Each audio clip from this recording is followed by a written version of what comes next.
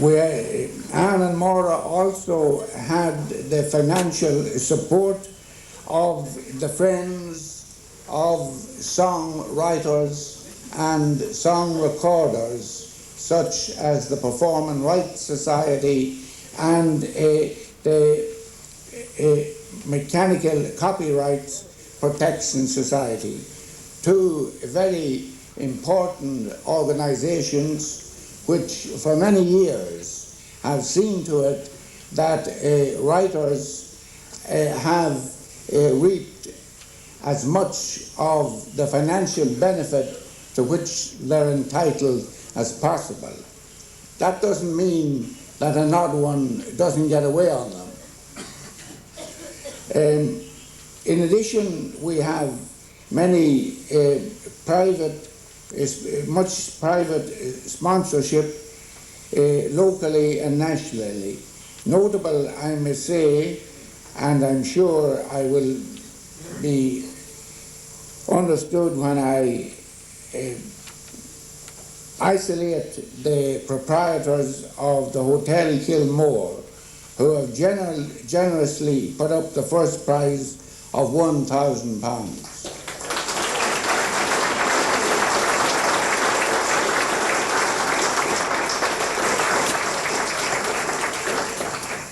And might I say to Maura and Anne that whether the help they have received is in cash or in kind, whether it comes from Brussels or Cavan, everyone who has contributed is in effect endorsing the spirit of self-reliance, of coming up with an idea and getting it to work, which are reflected in this international song contest.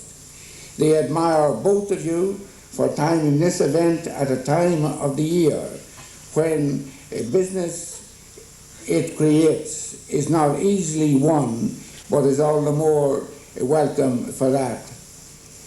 They would hope that there are other entrepreneurial spirits here in Cavan who could add to the achievements of this contest with achievements of their own, so that in time there would be many more reasons for visitors from afar and near to come to Cavan, whether on cultural activities or on business, and enjoy themselves in this our town. The song contest is, after all, part of an industry which brought almost 40,000 visitors to Cavan in 1985. And as a result, our economy in this single county was 6.6 million better off. Think of what a doubling of those figures could mean to our employment record, indeed to our whole standard of living. Before declaring the festival open, I would like to pay a special tribute to Earl Gill and his band, who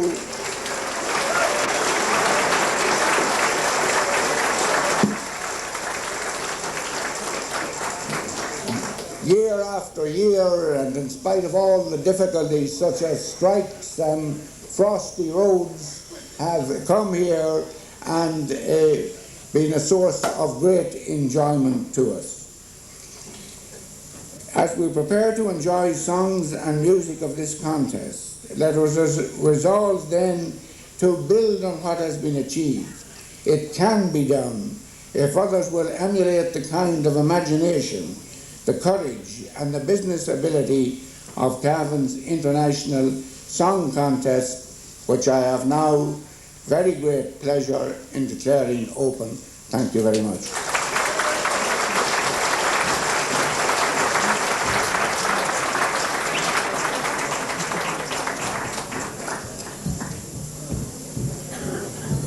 Well, my apologies about that pregnant pause there, and a hearty thank you, ladies and gentlemen, to Tom Fitzpatrick, Cion Corlo. Would you give him a big round of applause?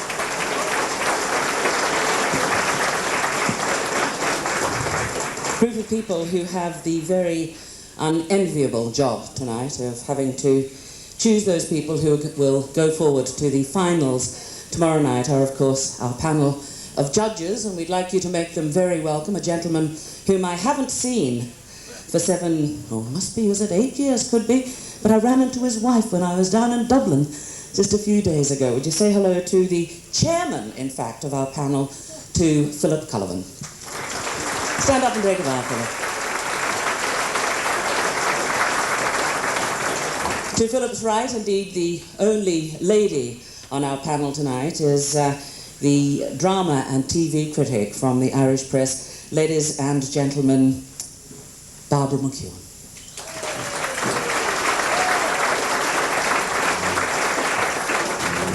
A gentleman who has done much for Irish talent. Mr. Recording industry himself, I suppose, in many ways. He's got shoulders big enough to take on the world. Would you say hello to Mick Clarkin from Ritz Records? Local musician, local businessman, a gentleman who has been closely associated with the Cavan International Song Contest since 1978, Nigel Pratt.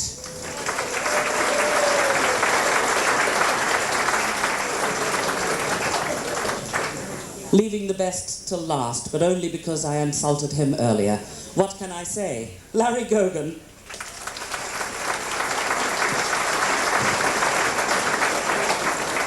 And of course, the other unsung heroes, our musicians. You've heard of the Duke Ellington and his orchestra. You've heard of the Count Basie and his orchestra.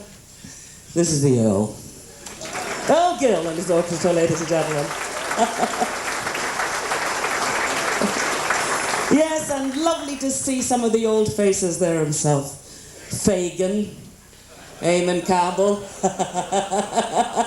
I was looking at him today and I said to my husband, you know, if he had black hair and my colouring, wouldn't he make a great leader for the black Muslims? I mean, just look at him.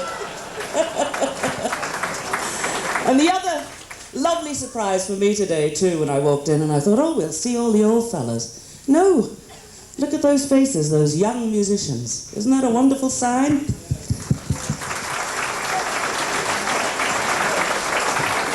And of course, you're not so young, Pat Fitz.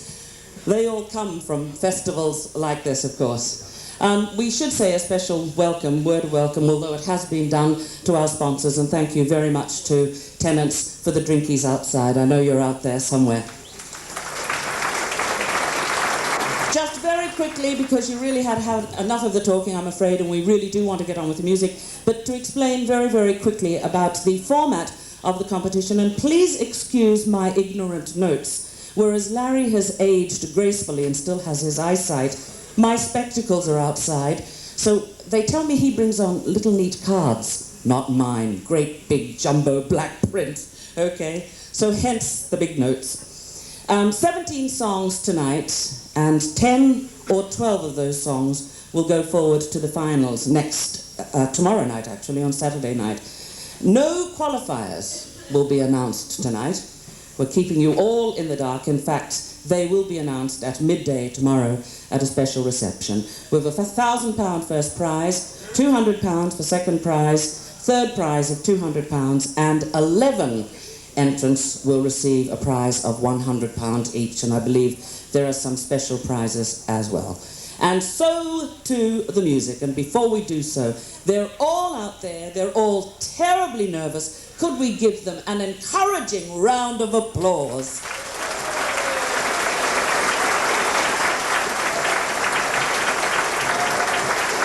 And so to song number one, ladies and gentlemen, I'd do anything for you, from a gentleman who, in fact, started writing songs about 4 years ago, but he describes himself as an amateur musician and has been playing music for about 10 years now, although this is the first time he's had a song that has qualified for this contest. That's a plus, I think. Singing his own song, I want you to welcome all the way from Tipperary, 28-year-old Martin Dillon.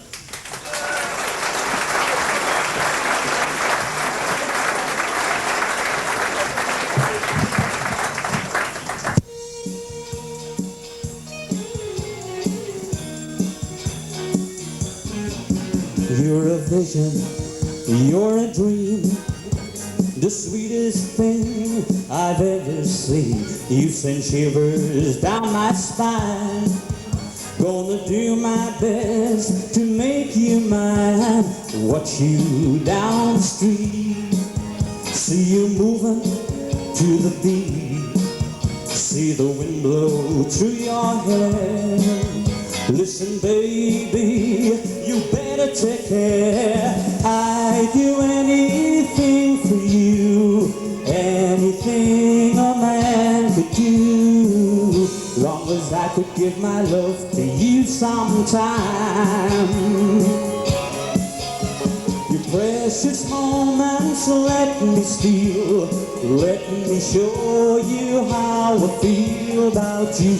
Baby, I can't get you off my mind. Whoa, whoa, my mind. Don't know just what to do to understand my love for you. Your defenses must calm down. Give me a chance, don't push me around. The softness of your touch, I need your love so very much. There's a chance that I must take. What can I lose? It's make or break. I'd do anything for you, anything a man could do, long as I could give my love to you sometime. Your precious moments let me steal, let me show you how I feel about you. Baby, I can't get you off my mind. Whoa, whoa, my mind.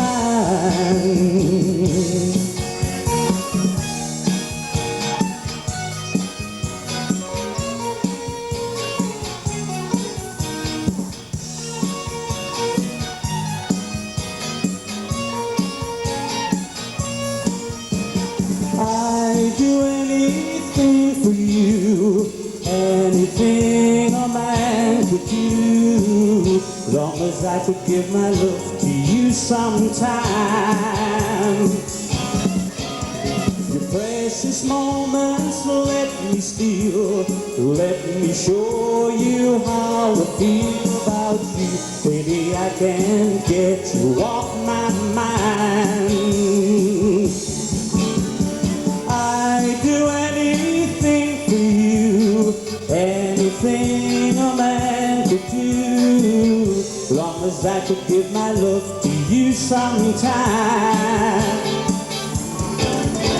Your precious moments let me steal, let me show you how I feel about you. Baby, I can't get you off my mind. Whoa, whoa, my mind.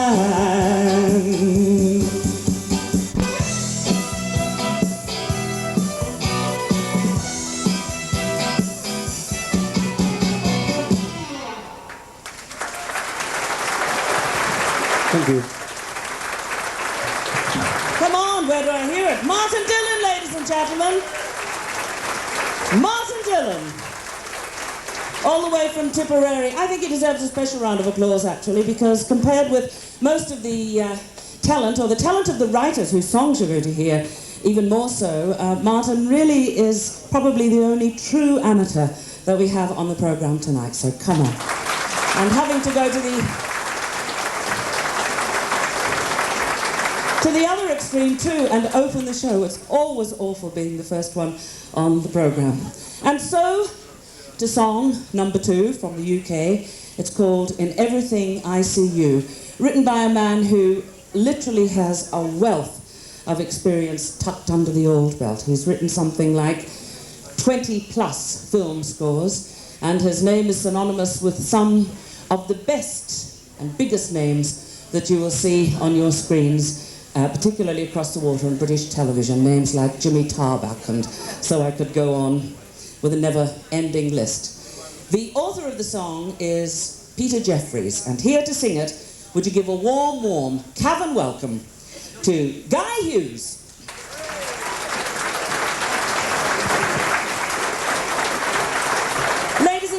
our backup singers, the Dave Gold singers, Stephanie, Judy, and Dave himself.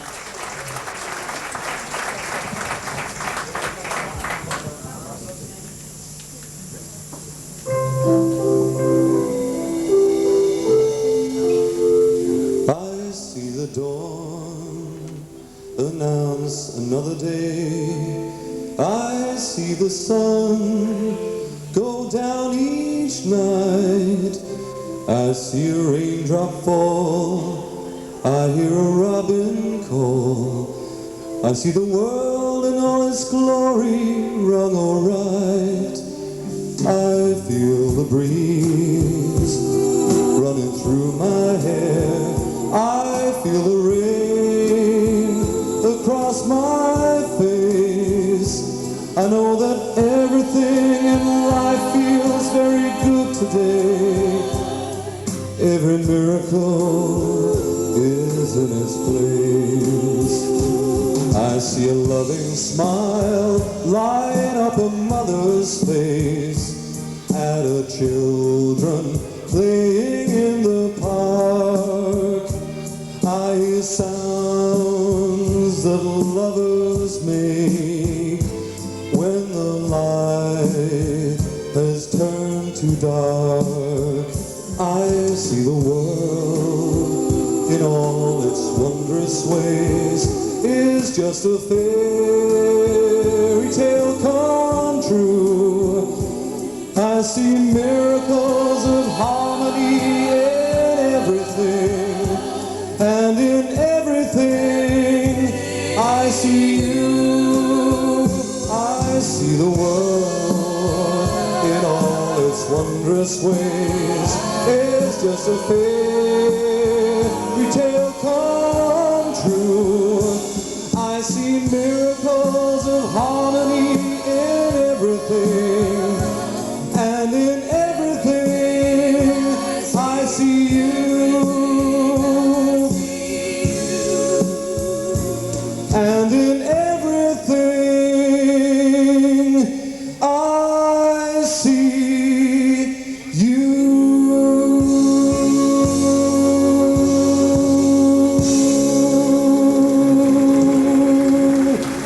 Thank you very much. Cheers. Woo! Song number 2, In Everything I See You, sung by Guy Hugh, a Bob Geldof lookalike there, and from the pen of Peter Jeffery. And maybe you give a real official welcome now to our backup singers, ladies and gentlemen, would you? The Dave Gold singers. I just got them on there in the nick of time. And so, this is Tommy, by the way, a most helpful young stagehand and one of our sound men. Look at that. Slim-hipped and beautiful. She notices, you know. And if you notice she's got the glasses on now, away with the vanity. It's too late. We're too old for all that. Song number 3 is simply called Why. Yes, I'll give it to you. Look, he's simply called Why. It's homegrown, written by a gentleman, a performer who really has had considerable exposure on television and currently has a single, I'm told, on release. He's singing his own song in the company of a very talented lady. Ladies and gentlemen, would you welcome John Kenny and Bree Harris. Yee!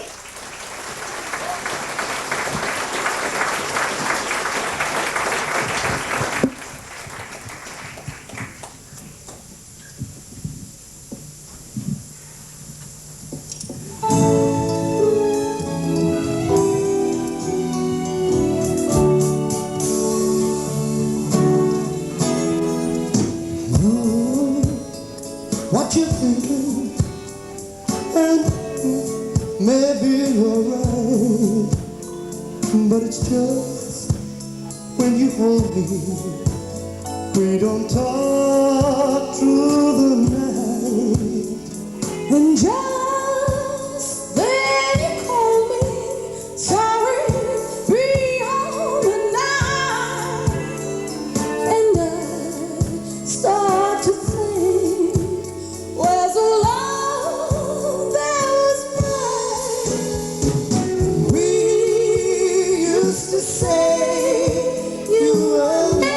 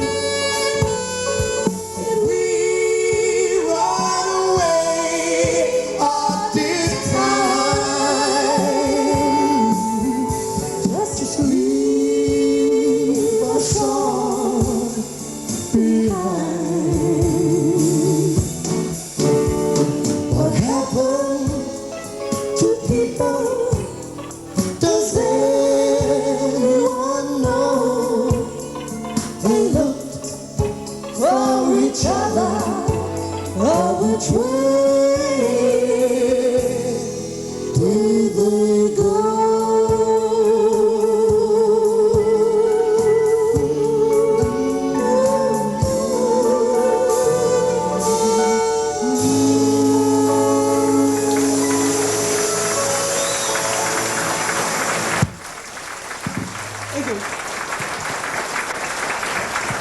John Kenny and Bree Harris with a song written by John himself and called simply Why. Suddenly I seem to have a forest of microphones around me. Still, we'll get those out of the way very shortly. What do you think of the show so far? Yes. Great, great stuff, isn't it? Reassuring us that good music is going to go on for a long, long time yet. How are you going there, Tommy? Okay? Ladies and gentlemen, we come to song number 4, which takes us once again across the water. It's a song called You and Me and Love, and has come from the pen, well, the music anyway, of a man who really never seems to be out of work. When he's not writing, he's producing or conducting orchestras up and down the length and breadth of the country. I've seen him a couple of times now at the Belfast Opera House. A man who really is very, very much involved in the business. The lyricist of You and Me and Love was one L. Dickinson. The writer, the music writer, Dave Gold, who in fact stands behind me, trying to look shy, but not achieving that shy look at all. The song is to be sung by a young lady whose first album is due for release very, very soon. It's imminent, I'm told. She's a fine talent from Glasgow. Would you say hello to Ruth Bonnie?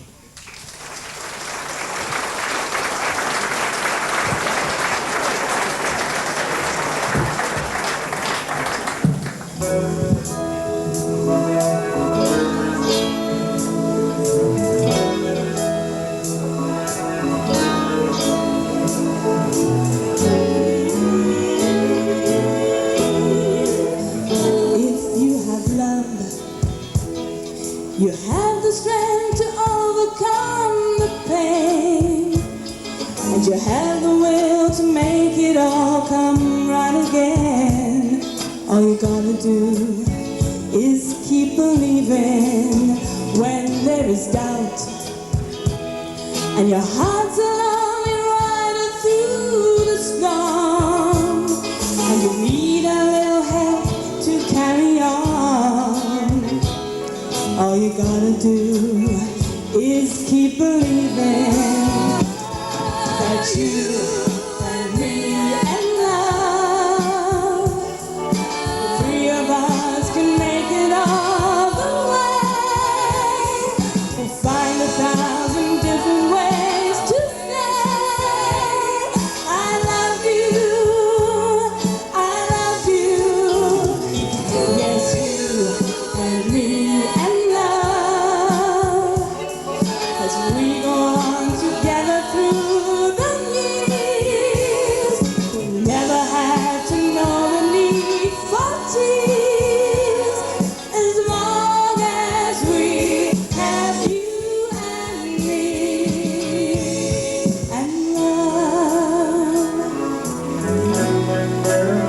sometimes it seems broken me along an uphill climb, and making it can take a little time. But all you gotta do is keep believing. Protect your dream. Protect your dream. Broken and impossible to mend. Let them grow a little flower in the end. But all you gotta do is keep believing that you and me and love, the three of us can make it all the way. We'll find 1,000 different ways to say I love you. Yes, I love you. Yes, you and me and love, as we go on together through the years.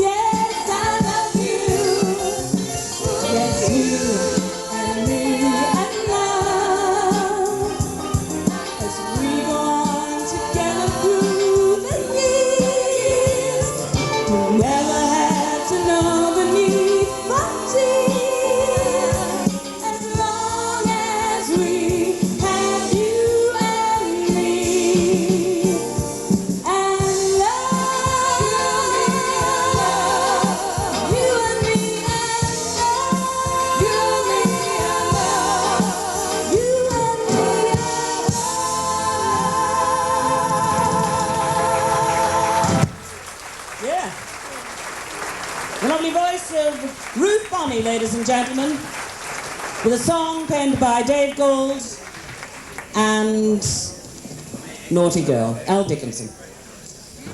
I have been told to move over to the right a bit. Sorry, Tommy. Oh, clashing of the bodies. Apparently they're making a video of this and someone came and whispered in my ear, "Candy, could you move over a bit because you look black?" So do I look better now, video man? Is that okay? Right, let's move on to song number 5, which was written by a lady who hails from Iran. A lady called, she prefers to be called Louis, and her Christian surname, I beg your pardon, is Osanlu. Lovely name. She was in fact born in Tehran, but is presently living in London. A lady who has had a very checkered career and claims that music has always managed to help her keep the 2 feet on the ground. And let's face it, it works that way for most of us, I think.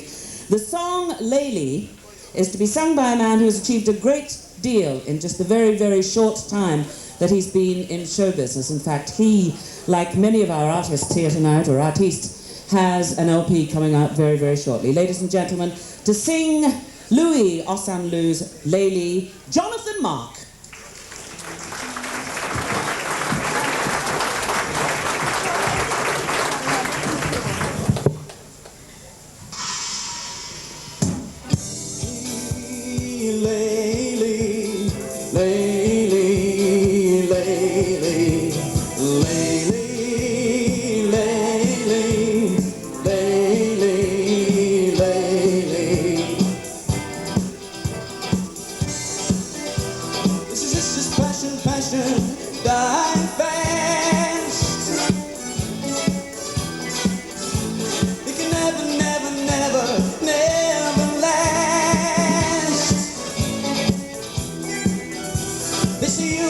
And I am a poor man. This is just an easy plan. No, no, no permission. Cannot face the game. No, no, no permission. Can't handle the same.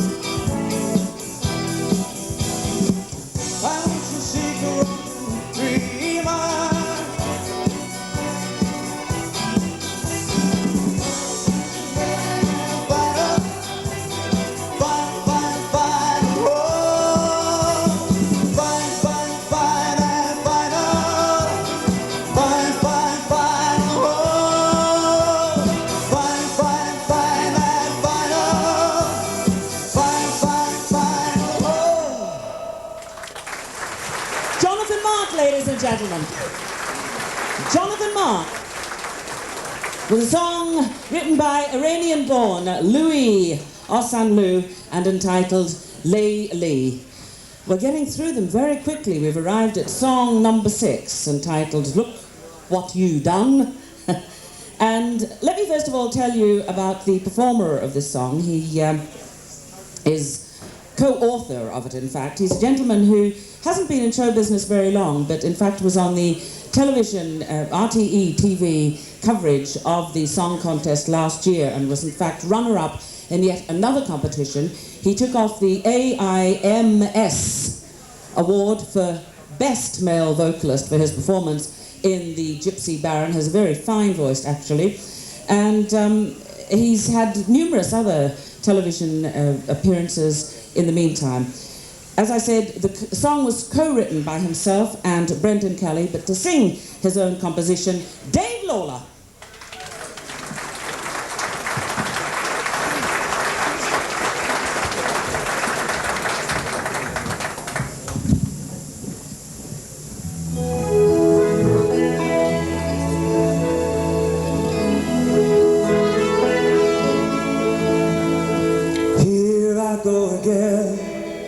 Watching the tide go in and out, hearing the seagulls scream and shout up in the winter sky.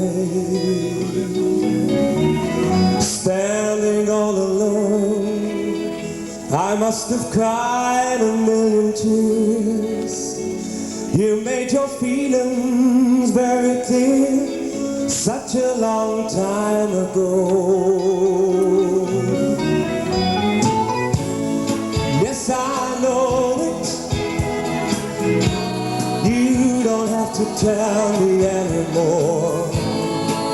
You're no longer on my mind. Hey, look what you've done to me. You gotta set me free at last from all this insanity. Right here's where life begins for me. I'll be what I want to be. You won't stand in my way.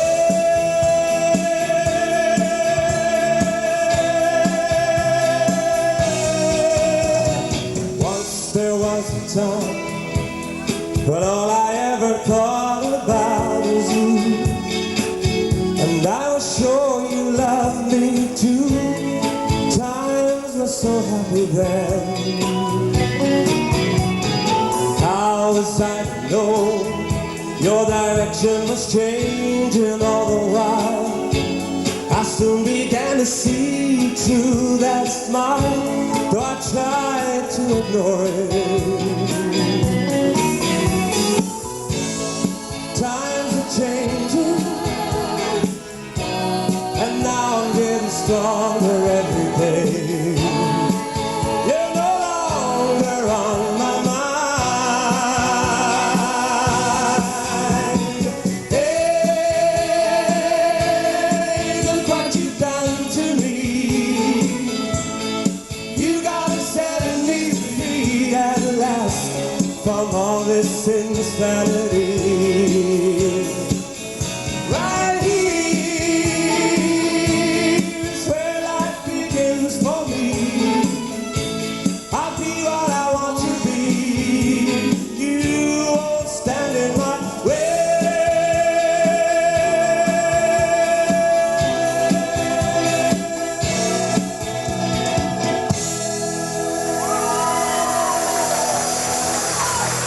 Song number 6, Look What You Done. Brendan Keeley and Dave Lawler, and sung by Dave himself. And what a fine, fine voice. Do I hear your applause? Oops! Do I hear? It was about to happen sooner or later. It was either down there or up here. We're okay. Our next song, ladies and gentlemen, was born in England, composed by a gentleman who was paying his first visit to Cavan, although, and this is interesting, at one time he played with the Caroline Show Band and has actually appeared on stage with Bing Crosby, and there are not many of us can claim to having done that. The lyricist is also a musician of some repute, a gentleman by the name of Mike Maxfield. Mike at one time was lead guitarist of the Billy J. Kramer and the Dakotas outfit. Our composer, Mel Dean. The song, Where Do We Go From Here, is sung by a very talented singer, Cavan. Taylor.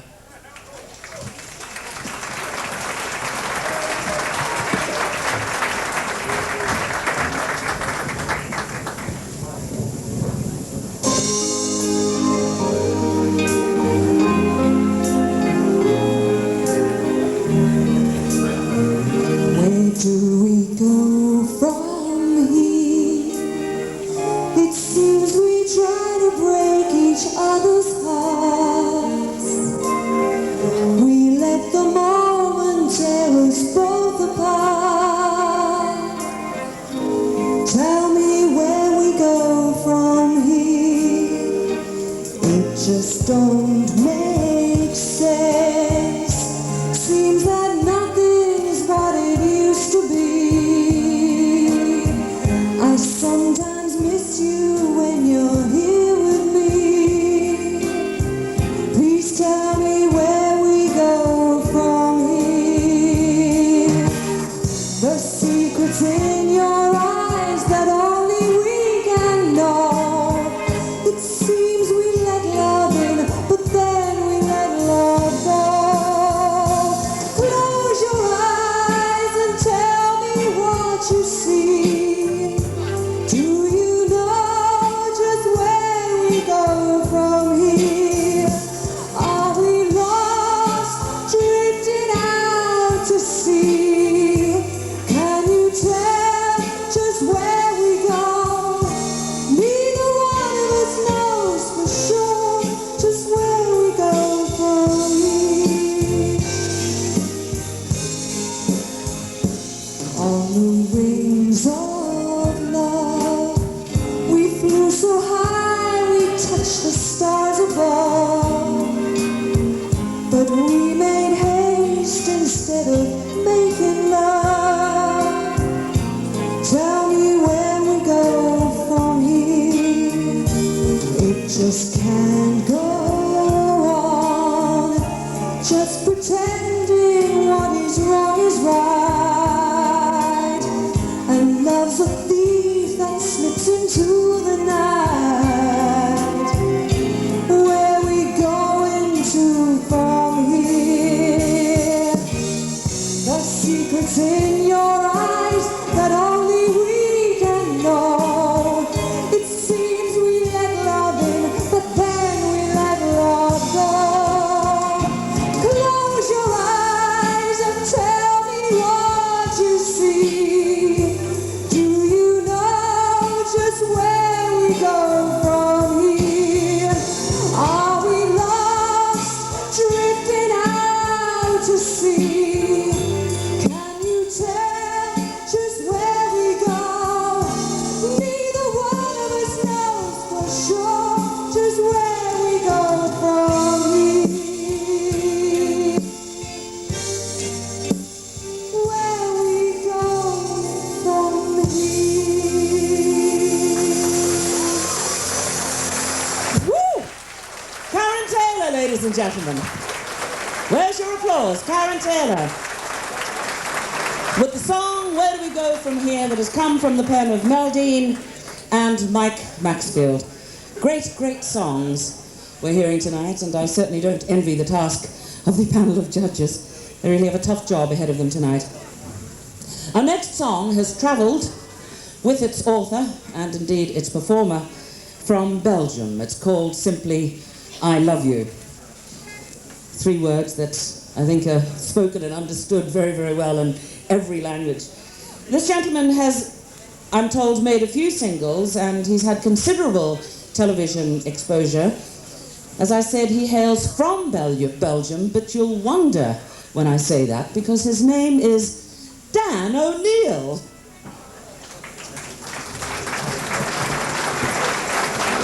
Go get him, Dan.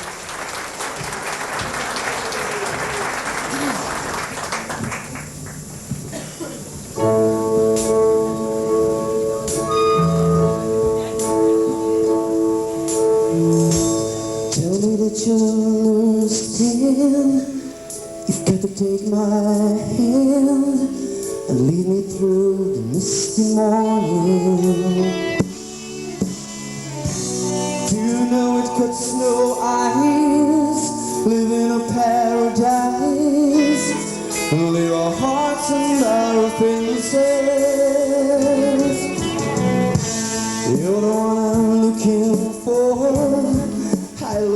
more and the more you took my life, you took my chances. Every time you turn me on and left me all alone, I guess there's one thing you should know. I love you. Something's going on. I love you. Tell me what's wrong. I love you.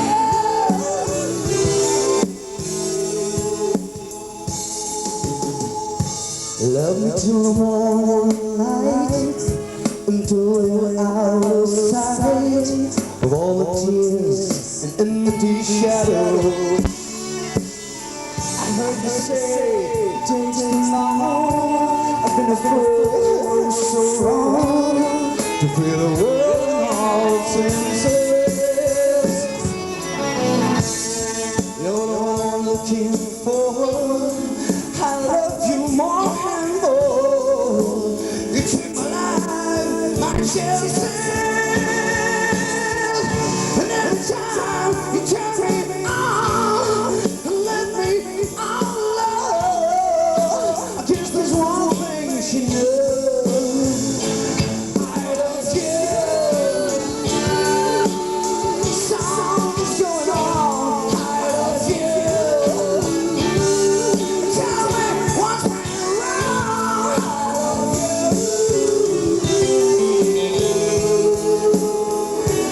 I love you. Yeah. Everybody, something's going on. I love you. Tell me what's wrong.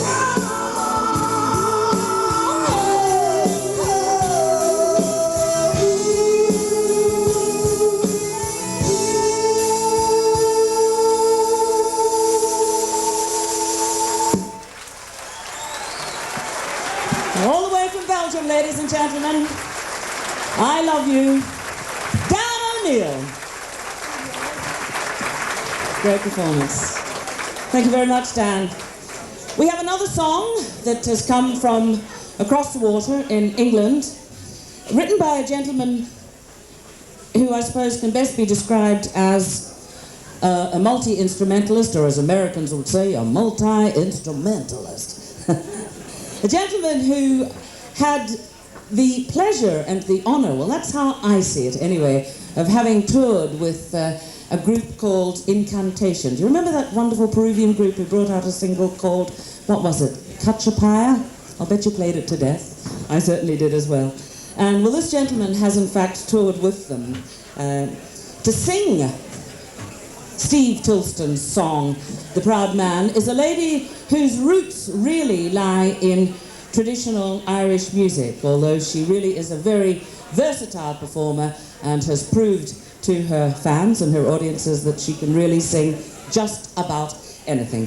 Ladies and gentlemen, with Steve Tilston's The Proud Man, would you welcome onto the stage Maggie Boyle.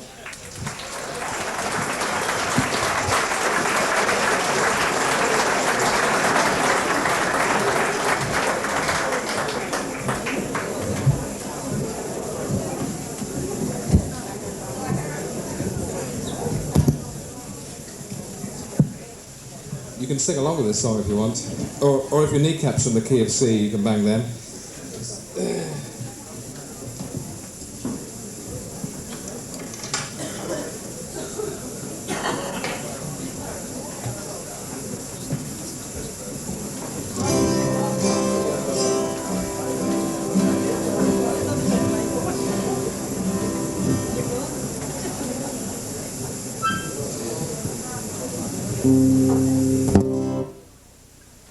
Science wins again. Great.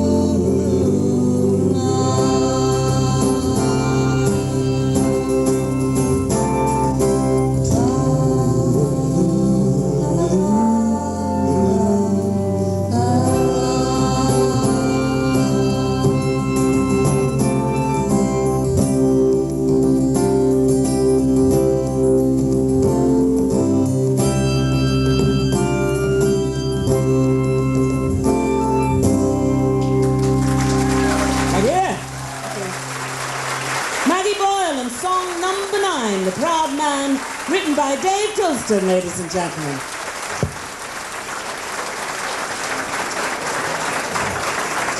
Great stuff.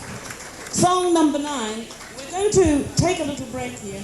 Hang on, I'm going to try to perform a magical trick and leave this microphone and run to the next. Have I done it? What about a bit of applause?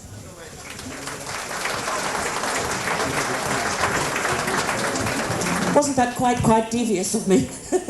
You see, we're going to take, it's a long time to be concentrating for our judges. They've listened to 9 songs, and I suppose really more for their benefit than for anyone else's. I'm going to sing a few songs for you. Okay? So, stretch the legs, have a yawn, sit back, relax, sing with us, clap your hands, shake the cobwebs away, in other words, and yes, feel free, because you don't want to miss any of the songs that have been especially written for this competition. I don't mind if you want to go to the little girls or the little boys, okay? Now is the time to do it. Thanks, Earl. Earl Flynn. Okay, you ready? Here we go. Come on over to my place. Hey you, we're having a party. We'll be swinging and dancing and singing. Come on over tonight. Well, you don't need the address to find out where we'll be. Cause you can have hearing the music halfway down the street. Come on over to my place. Hey you, we're having a party. We'll be swinging and dancing and talking more. Come on over tonight. When we get tired of dancing and things start getting slow, well, that's the very last part of the evening. Honey, turn the lights down low. Ooh, come on over to my place. Hey, you, we're having a party. We'll be swinging and dancing and singing. Come on over. Ladies and gentlemen, out here, come on. Come on up. Get it, I'm ready. All right, come on, everybody.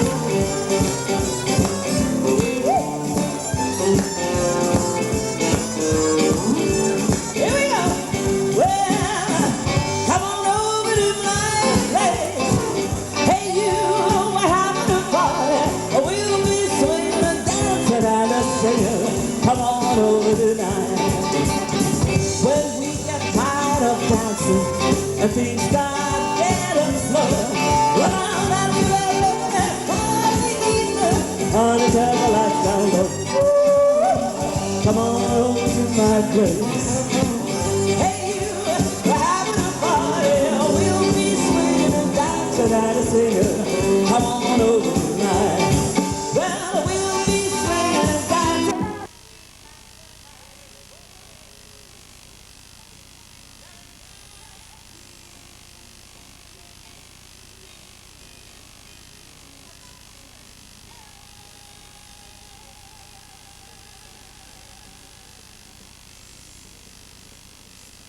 Literally revolves around music, a bit like my own, I'm afraid. He's had showbiz connections all along the line. His father is a comedian, his mum a dancer. Here to sing his own song entitled The Love You Give, would you give a warm welcome to writer of song number 10, Terry Heron.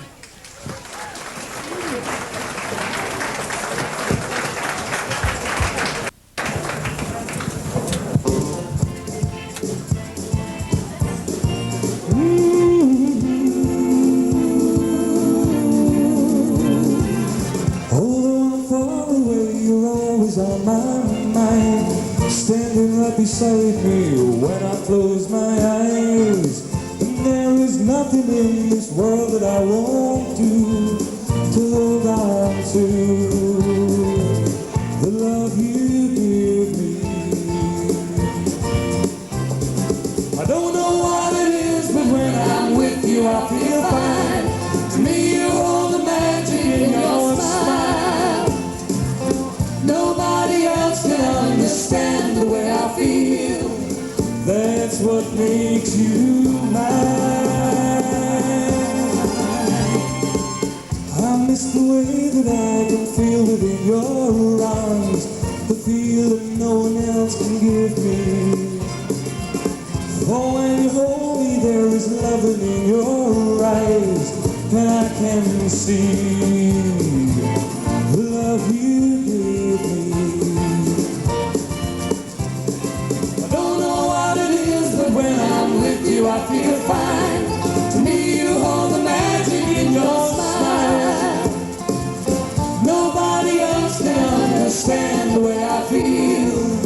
That's what makes you mine.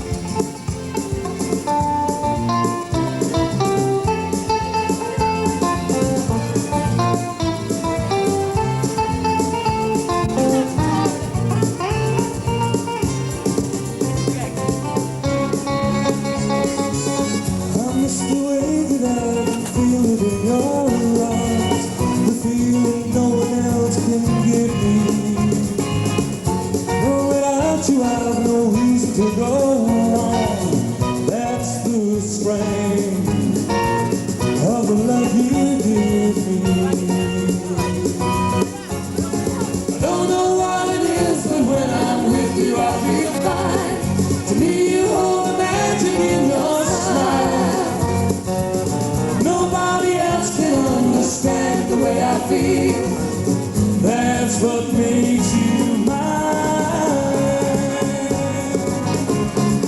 I don't know what it is, but when I'm with you, I feel fine. To me, you hold the magic in your smile. Nobody else can understand the way I feel. That's what makes you mine. Thank you. Good night. Yes, the fine singing and writing talent there of Terry Heron, ladies and gentlemen, and literally homegrown at that from a show business family. Sorry, Tommy. The stage tends to get a little bit congested from time to time. Song number 11, simply called Marion, was written by a butcher who has a flair for songwriting, for music generally, and for drama. His name is Tommy Healy, and to sing Tommy's song is a gentleman whom I really haven't seen for ages. It was a joy to see his smiling face today. A gentleman who for many years had his own show band, or has had, on the road. Ladies and gentlemen, to sing Tommy Healy's song, Marion, would you give a warm, warm welcome to gentleman Glenn Curtin.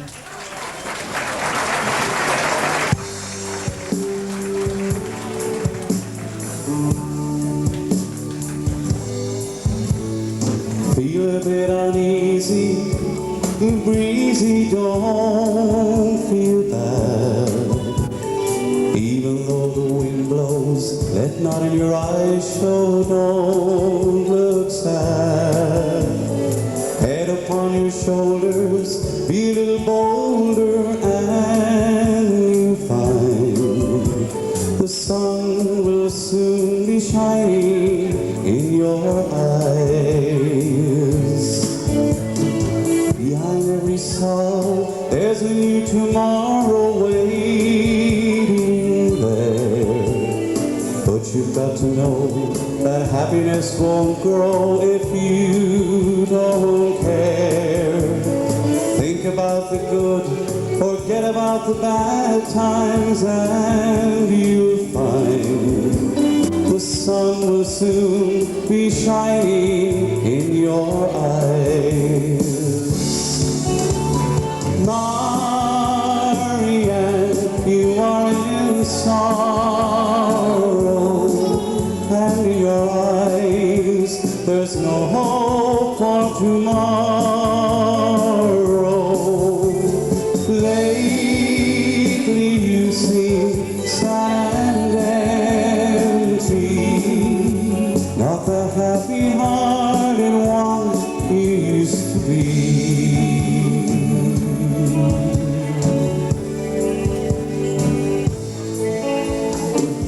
Your world is ended, no way you can mend it on your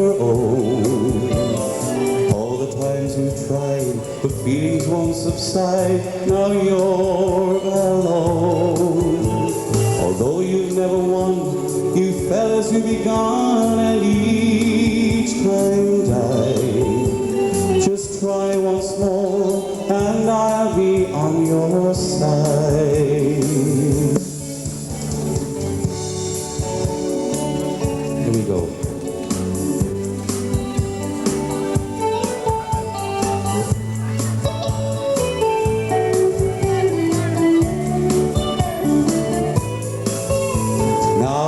To find what's troubling your mind and put it right.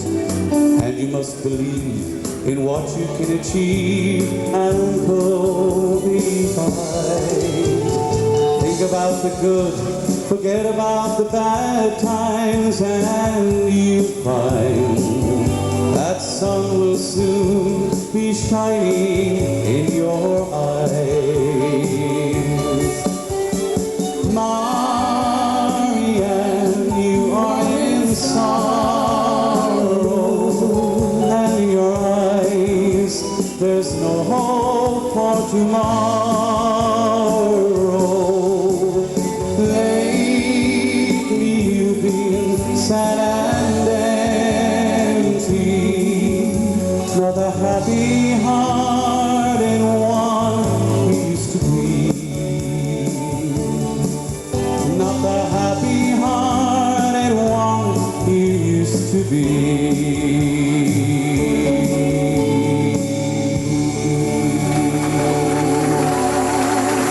That's the voice of experience, Glenn Curtin there, and Tommy Healy's song number 11, Marion. Hear it for Glenn all the way over. Come on. Thanks, Dad.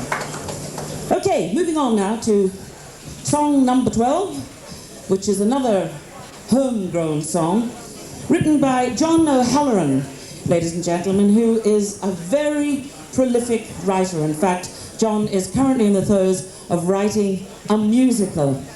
And I'd say with his talent, that really would not be considered ambitious. He's got the goods to be able to deliver. That's what it's all about. But to sing John's song is a lady who started her career when she was 12 years of age, singing with her daddy's band. And could there be any better grounding than that? With song number 12 from the pen of John O'Halloran, A Funny Thing Called Love, here's Mary Duff.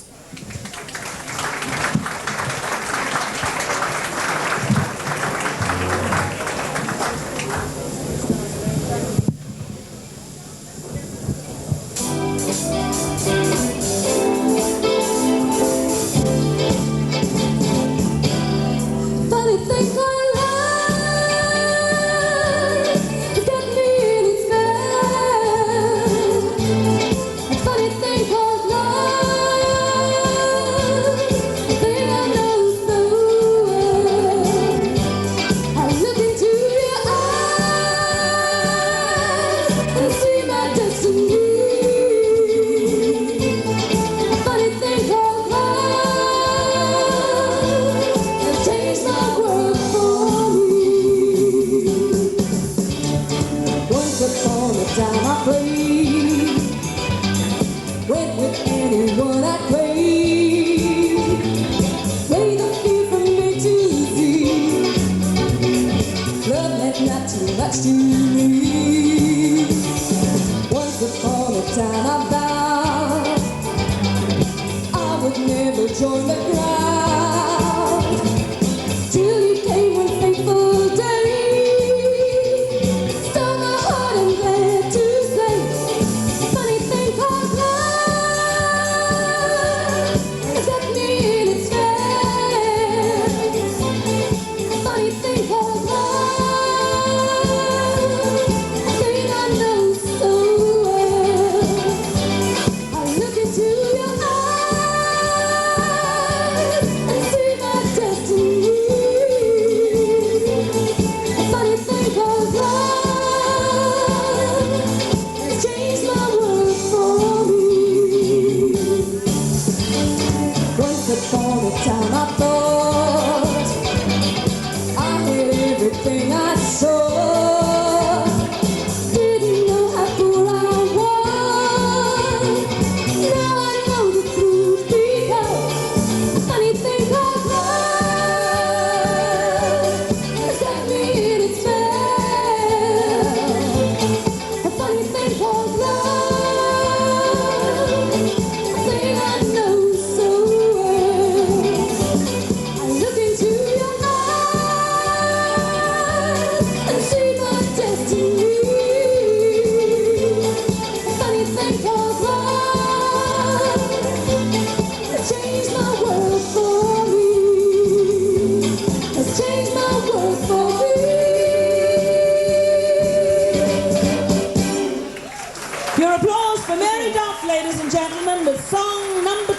funny thing called love, from the pen of John O'Halloran. Thank you, Mary. Right. One needs to be an octopus at a job like this. Many, many hands. And so we move to song number 13, an unlucky number for some, but hopefully not for our next singer-songwriter, who hails all the way from West Germany. He's several albums to his credit. He's written for television. He's written several film scores. He presents radio programs, he tells me. And I think I'm right in saying that he's currently negotiating to buy into a radio station in Spain. In other words, a man who is literally steeped in the musical industry in every sense of the word. Here to sing his own song, which is entitled Ashes and Pearls. Ladies and gentlemen, would you welcome from West Germany, Ulrich Remy.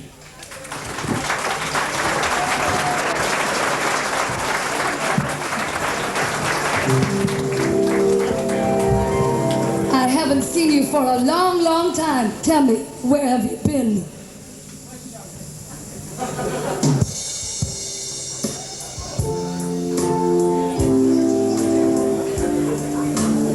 We have some certain kind of problem here.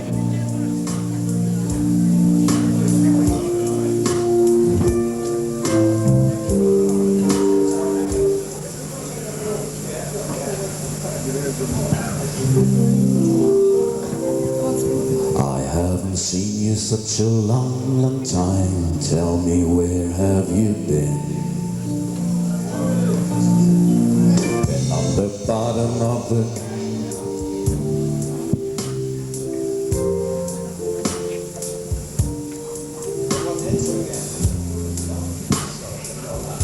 I have to say sorry. It's such a mix-up because, yeah, okay. We tried. The third is the winner always.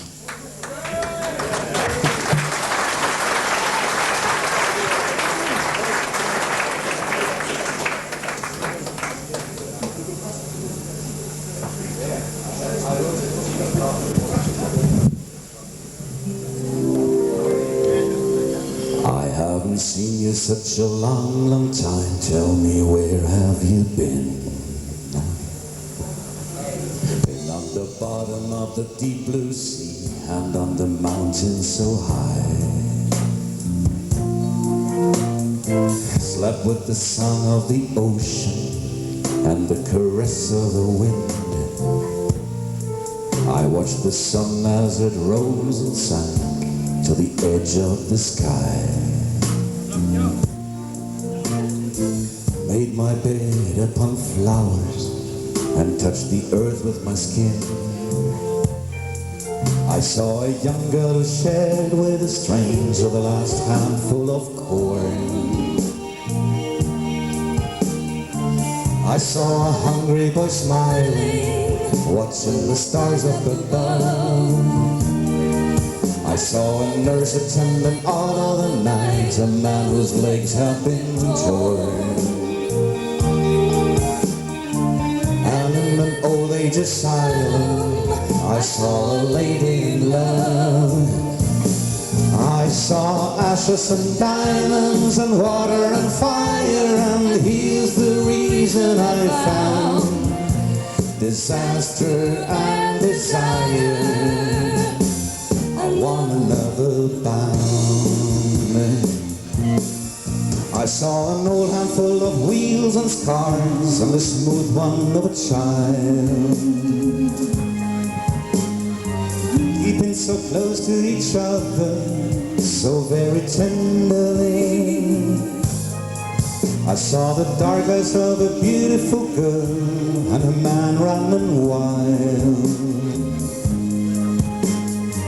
I saw how love made her bother, and saw how love set him free. And I saw a man lock his own door with a sevenfold seal. I saw children in uniforms killed by bullets of steel. I saw a woman bearing her 14th one while the 13th already was dead and gone.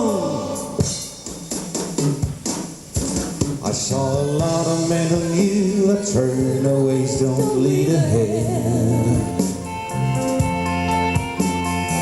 Who do more than just complaining, they really work it out. I saw that nothing in this world is evil nor completely bad. If one by one that's his own life, instead of talking about that, I saw ashes and diamonds and water and fire, and here's the reason I found disaster and desire. I want another bound. Yes, I saw ashes and diamonds and water and fire, and here's the reason I found disaster and desire. I want another bound.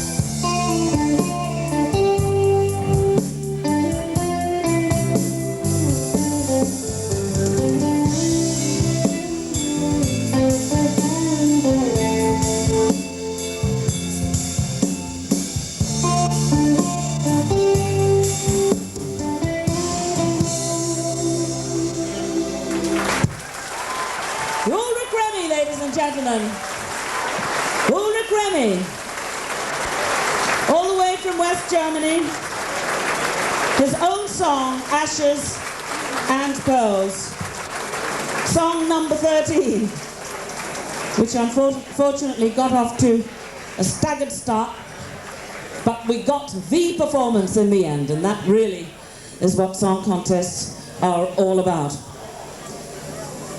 Oh, I beg your pardon, Tommy. Song number 14 comes from England. Hang on till I untangle myself here. It's entitled, I Suppose Making Love Is Out of the Question. An unusual title, you might say.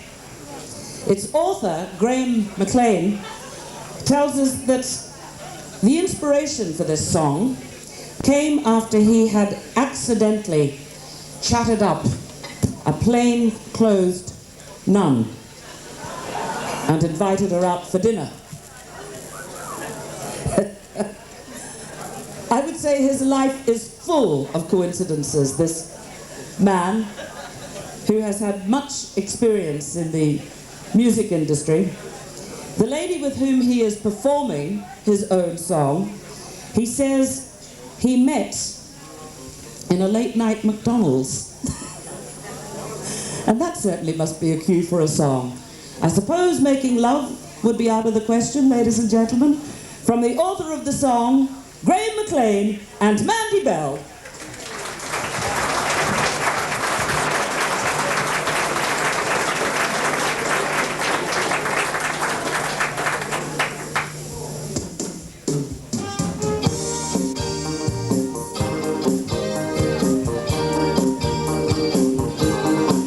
I suppose making love's out of the question. I suppose it's too soon to ask you to stay. But the time feels right, so why not stay and we could share tonight and make love the whole night long.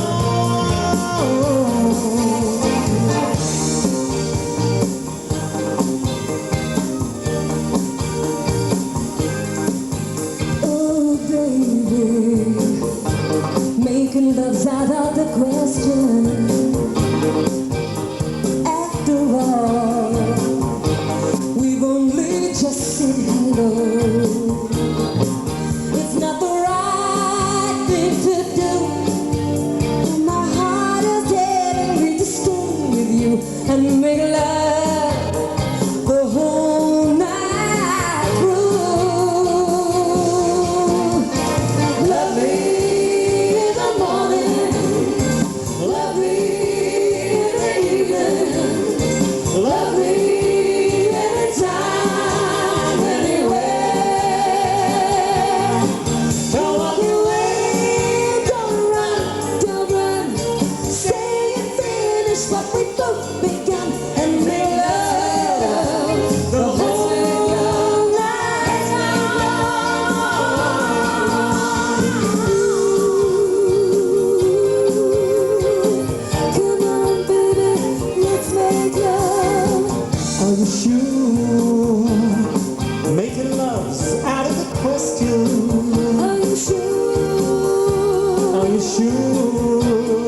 it's too soon to ask you to stay. Why don't you stay? You got me under your spell.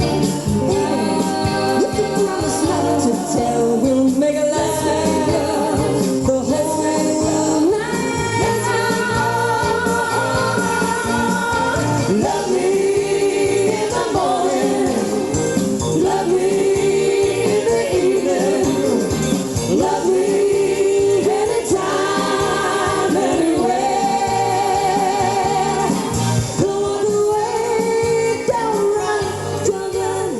Stay to finish what we both began. And make love, baby, let's make love. Let's make love, do it, let's make love. And make love the whole night long. Baby, let's make love. Let's make love. Baby, let's make love. Let's make love. Baby, let's make love. Let's make love. Come on, baby, let's make love. Make love. Oh, baby,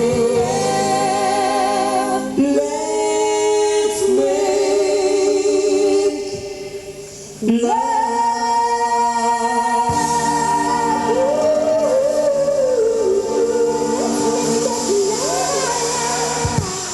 The fine talents of Mandy Bell and Graham McLean with Graham's song, I suppose Making Love is out of the question.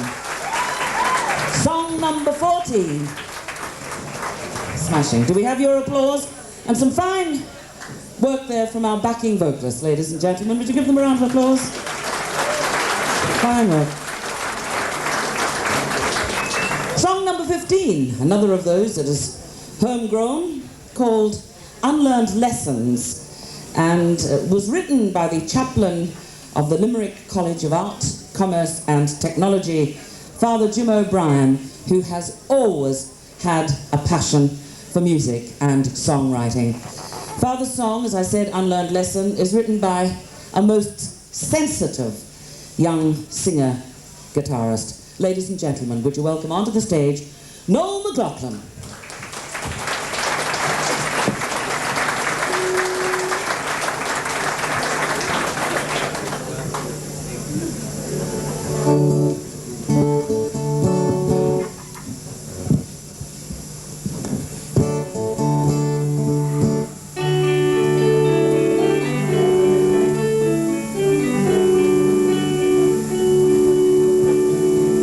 On a battlefield in France in 1916, a soldier lies dying on the ground,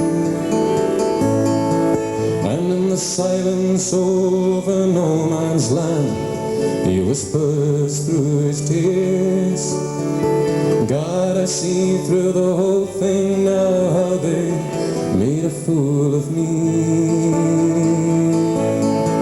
And it's been so long since the song, it's been so long since Vietnam, it's been so long since Derry in '72.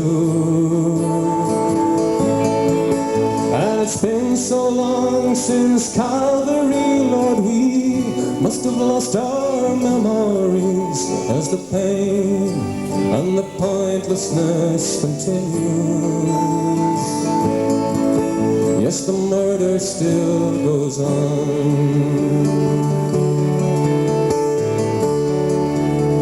a street in New York, from a peace demonstration, a button-charged body lies on the pavement, and through tear-gassed eyes and a bleeding heart, he cries so painfully, Lord, all the unlearned lessons of life have done all this to me.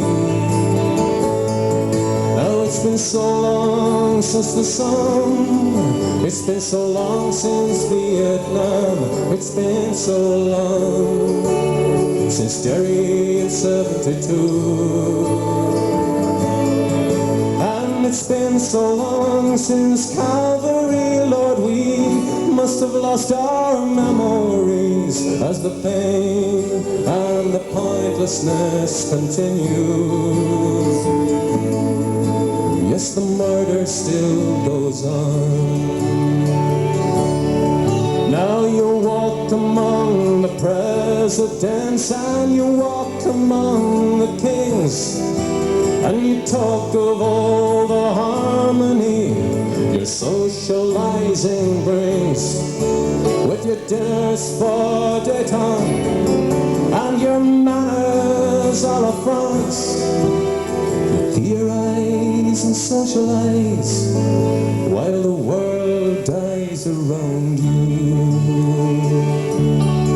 Now it's been so long since the sun, it's been so long since Vietnam, it's been so long since Derry in 72. And it's been so long since Calvary, Lord, we must have lost our memories as the pain and the pointlessness continues. Yes, the murder still goes on.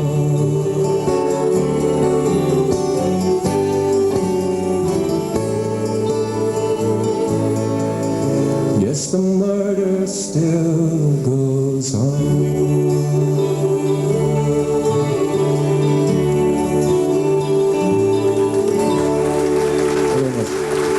That's Noel McLaughlin. Noel McLaughlin.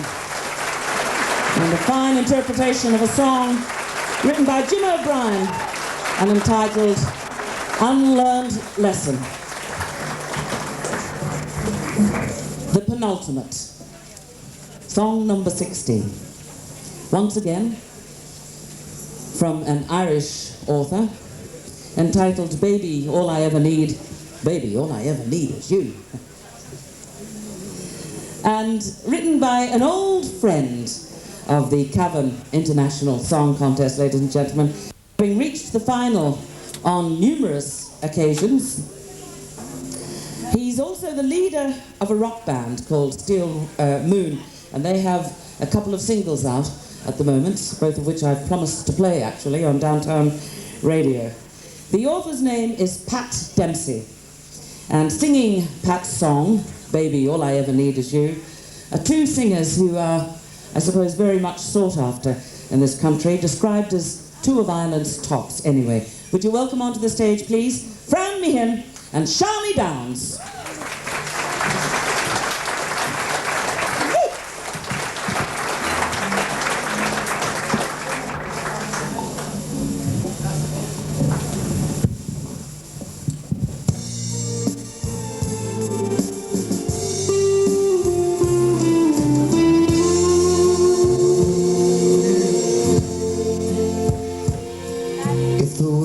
Slipped away from me, and the last thing I saw in your eyes was to know you'd still be here with me. I really wouldn't be surprised. I know the only thing that matters to me is two hearts that beat as one. Together after all this time, I feel we've just begun. Baby, all I ever need is you. The only one who really turns me on. And if ever you walk away from me and fall for someone new, then you know just how I feel. 'Cause baby, all I ever need is you.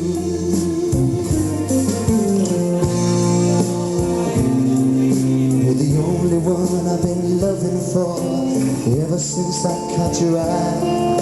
I don't know, baby, what I have done if you've gone and passed me by. From the very start I believed in you. In my heart there was never a doubt. We made it through the ups and downs. I knew we'd work it out. Baby, all I ever need is you. You're the only one who really turns me on. And if ever you walk away from me and fall for someone new,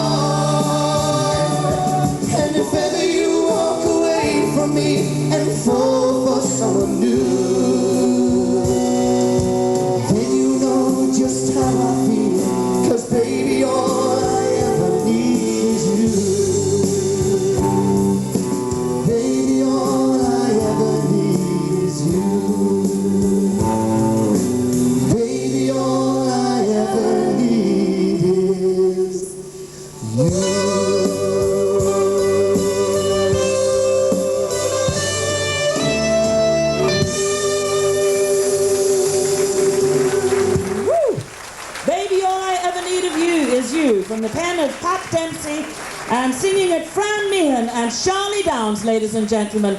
Let them hear your applause as they leave the stage.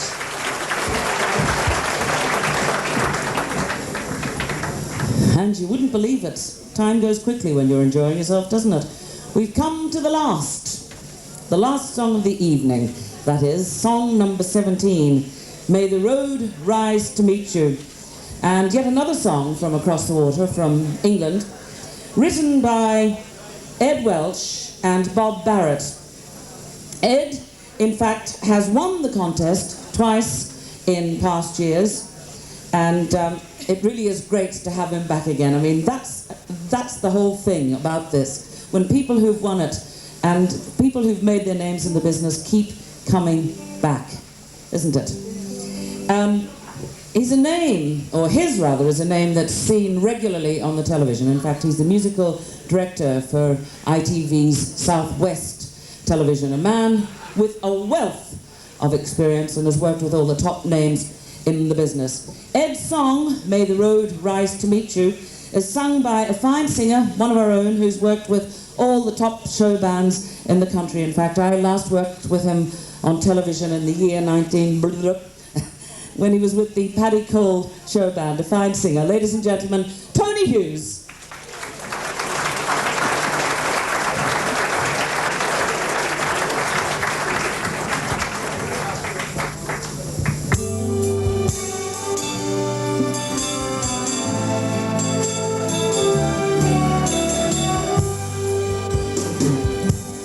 May the road rise to meet you, may the sun shine gently on your face, the way it's shining now. May each dream of tomorrow be fulfilled, to keep your smiling place, the way you're smiling now, until we meet again. May time and tide break softly on the sand, until we meet again. May God hold you in the palm of His hand.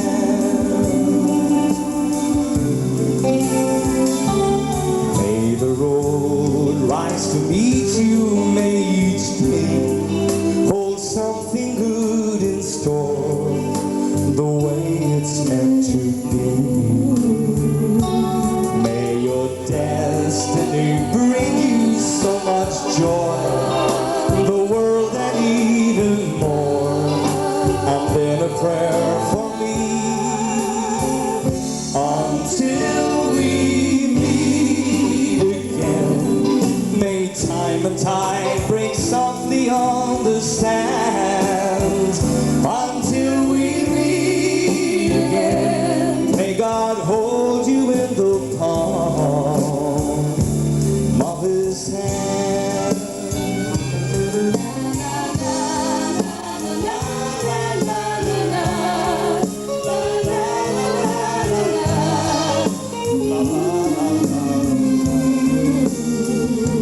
May the road rise to meet you, may the sun shine gently on your face, the way it's shining now, until we meet again. May time and tide break softly on the sand, until we meet again. May God hold you in the palm of His hand.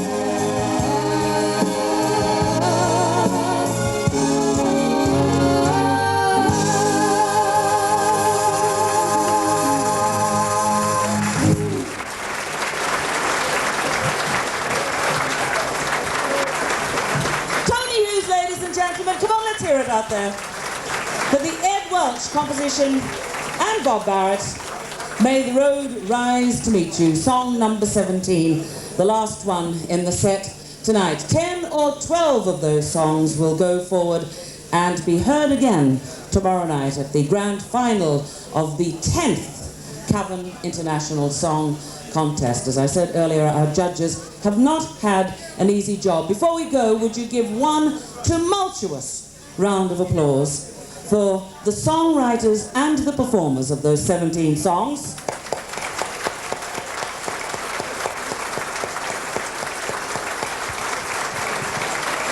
For our panel of judges, ladies and gentlemen. For the Dave Gold Singers, Stephanie, June and Dave. For our unsung, aging, thirsty heroes, Earl Gill and his orchestra. Yeah. To Anne Lennon and Maura Maloney for making it possible.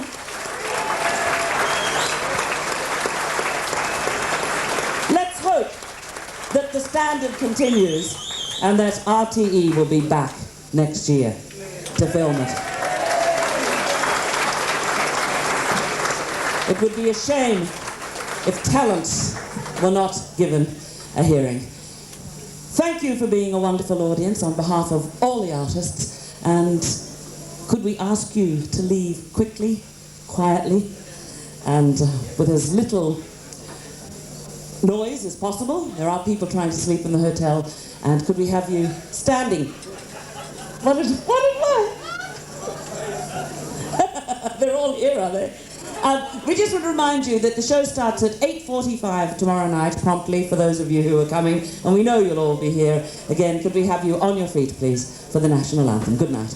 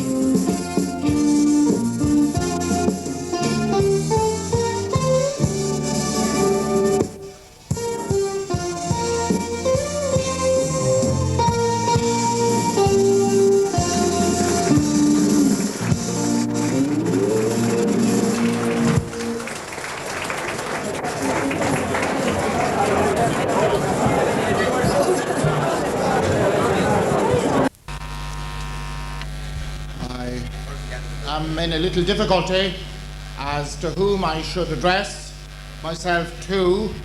I am accustomed to address the Can Cóla, and as I see him in the front row, I might as well start by saying the Can Cóla to put myself on the right side of the law.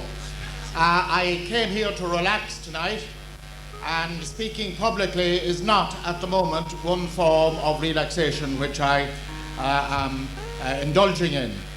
I want to thank the brave, courageous and persistent women who saw to it that this Cavan Song Festival is taking place. At one stage it didn't look as if it would, and I think that the extra pressure on them has been overcome and that they have succeeded in maintaining their tradition in this particular festival. I must criticise our RTE authority for not televising this particular festival. If there were a proper commitment to the development of local cultural events, I think that we would be having a television broadcast of this festival tonight. I gather from the people who were here last night and who have expertise in the matter that the standard of songs last night was exceptionally high.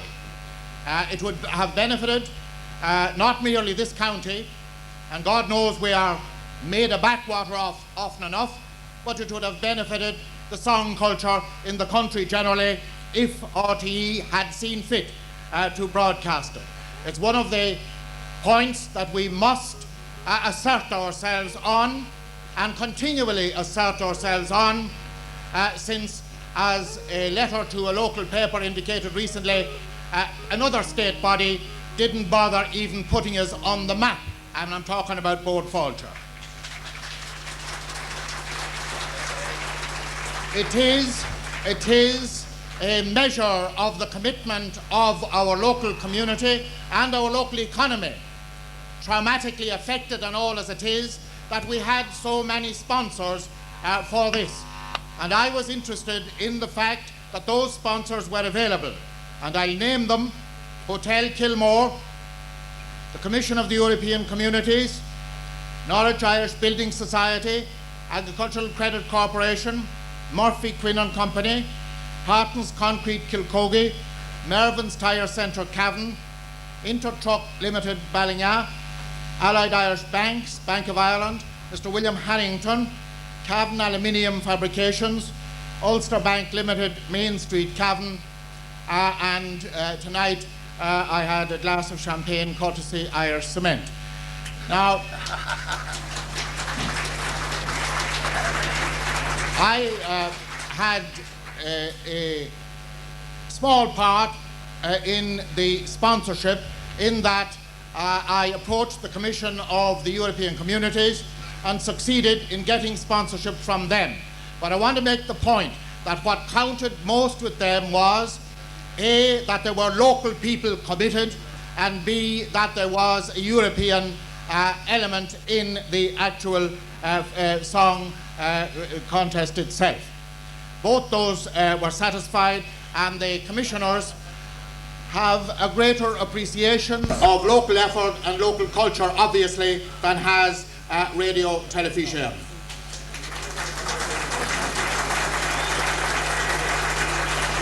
Incidentally, those friends of mine who know that I have been persistently claiming that most of the culture in the County Cavan emanates from the parish of Mullahoran will notice that two of the sponsors are from that parish. From Midtown Mullahoran, we have Harton's Concrete and Intertruck Limited. Finally, I want to say that we all hope that RTE will see the error of its ways, will actually, before local radio and local television takes the whole programmes from them, see the importance of sponsoring and developing strengths, such strength as we have here on the local cultural scene. If they do that, and if the two women whose idea this was at the beginning commit themselves to the continuation of the Cavan International Song Contest, then its future is assured. I want to thank the two women for inviting me to say a few words tonight, and to say that I was very pleased to be able to help in a small way in its continuance. Thank you.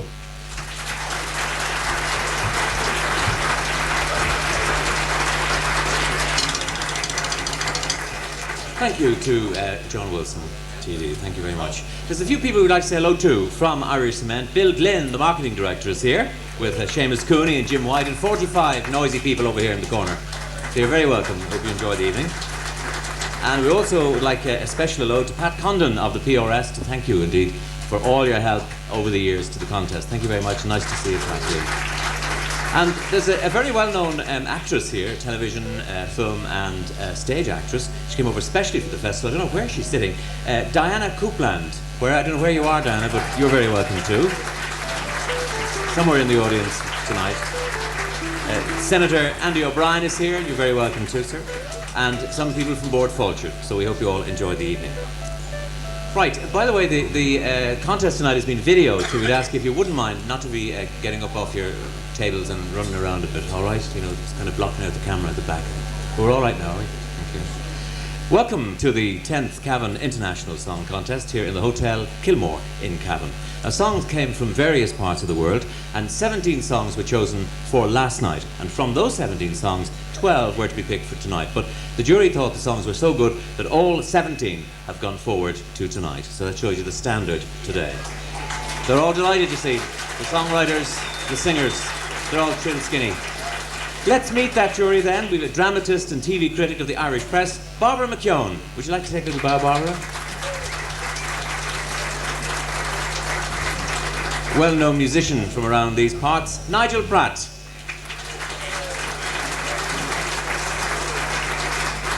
The boss man from Ritz Records and also a Cavan man, Michael Clarkin. And the chairman of the jury is Philip Cullivan.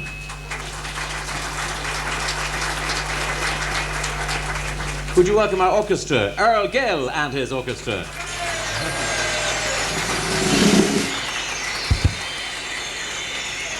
And our backing singers, they're not on the first song, you see them come on the second song, are the Dave Gold Group with June Boyce and Stephanie Martin. You'll meet them in a few minutes' time. All right then, to the song contest, and song number 1, I Do Anything For You, was written by a young man who's been involved as an amateur musician for many years and spends a lot of his spare time away from his job in the ESB writing songs. This is his very first success in a song contest, and we'd like to welcome him. He comes from Nina and County Tipperary, Martin Dillon.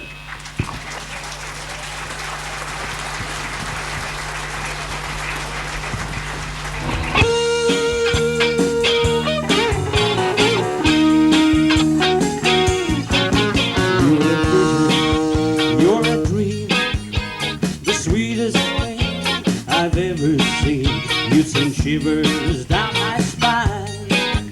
Gonna do my best to make you mine. Watch you down the street, see you moving to the beat, see the wind blow through your hair. Listen, baby, you better take care. I'd do anything for you, anything a man could do. I could give my love to you sometime. Your precious love, so let me steal. Let me show you how I feel about you. Baby, I can't get you off my mind. Whoa, whoa, my mind. Just what to do to understand my love for you. Your defenses must come down. Give me a chance, don't push me around. Soft your touch. I need your love so very much. There's a chance that I must take. What can I lose? It's make or break. I'd do anything for you, anything a man could do, long as I could give my love to you sometime. Your precious moments, let me steal. Let me show you how I feel about you. Baby, I can't get you off my mind. Whoa, whoa, my mind.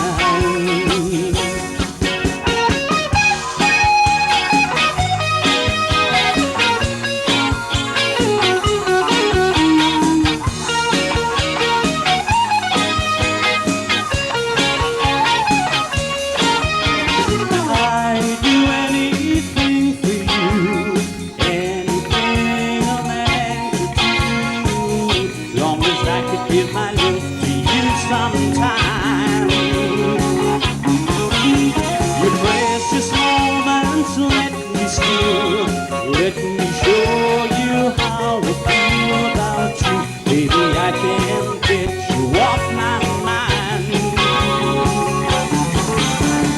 I'd do anything for you, anything a man could do, long as I could give my love to you sometime.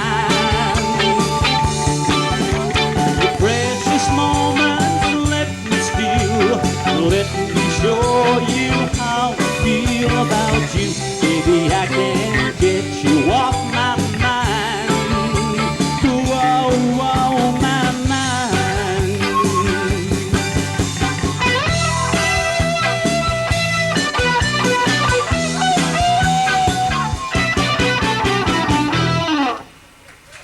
Thank you.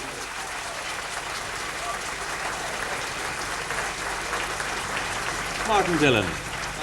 Song number 2, In Everything I See You, was written by Peter Jeffery, who has his own orchestra in Britain and arranges music for most of the big record companies. He's composed music for many films and arranges shows for lots of the big international stars. A very busy man indeed.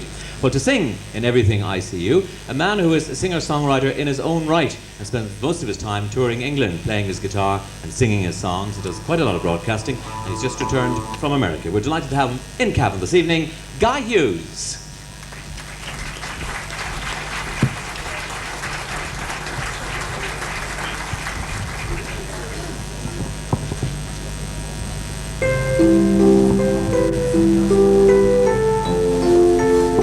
I see the dawn announce another day. I see the sun go down each night. I see a raindrop fall, I hear a robin call. I see the world in all its glory, wrong or right. I feel the breeze running through my hair. I feel the rain across my face. I know that everything in life feels very good today. Every miracle is in its place. I see a loving smile light up a mother's face, and her children playing in the park. I hear sounds that lovers make when the light has turned to dark. I see the world in all its wondrous ways. It's just a fairy tale come true. I see miracles of harmony in everything, and in everything I see you. I see the world in all its wondrous ways. It's just a fairy tale come true. I see miracles of harmony in everything, and in everything I see everything I see you, and in everything I see you.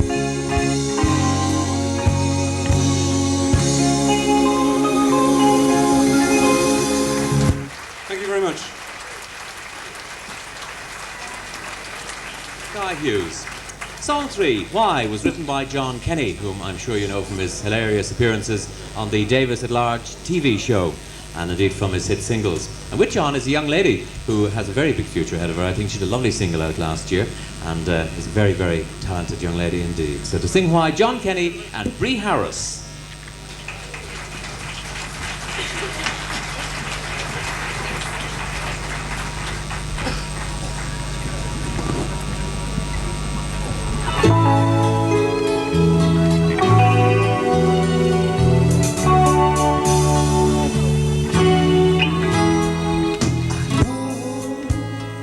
What you're thinking, and maybe you're right, but it's just when you hold me, we don't talk through the night, and just then you call me, sorry, be home tonight,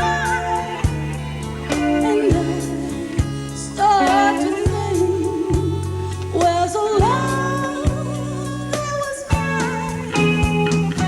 We used to say you were mine. Did we run away or did time just leave us all behind?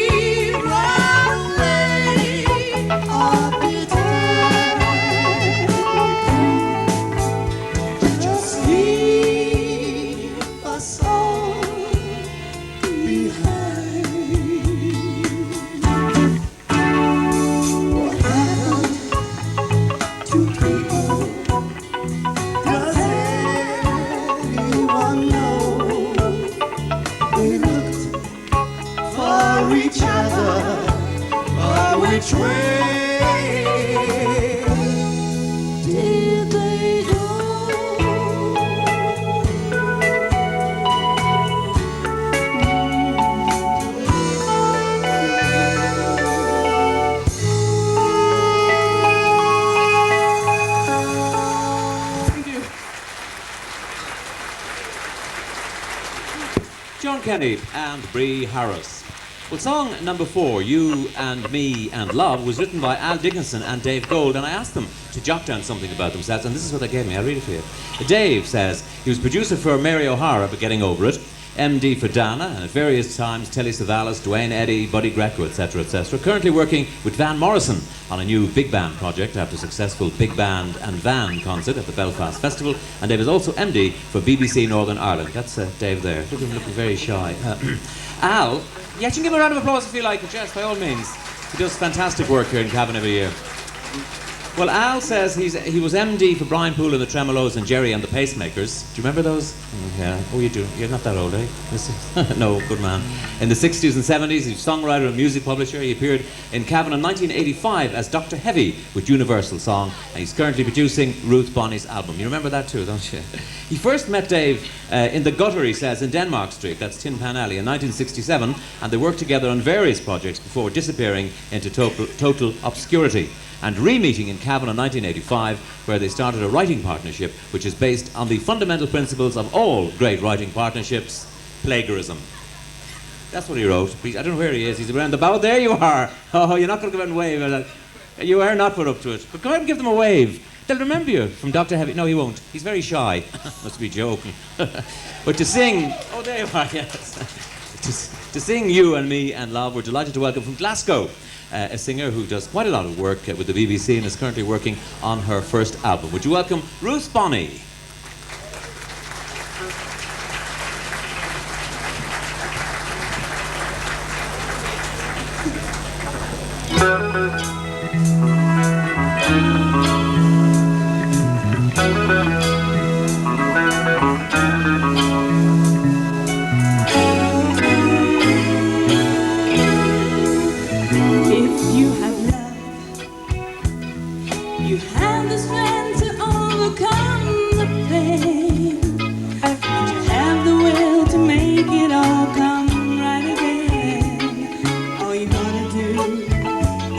Keep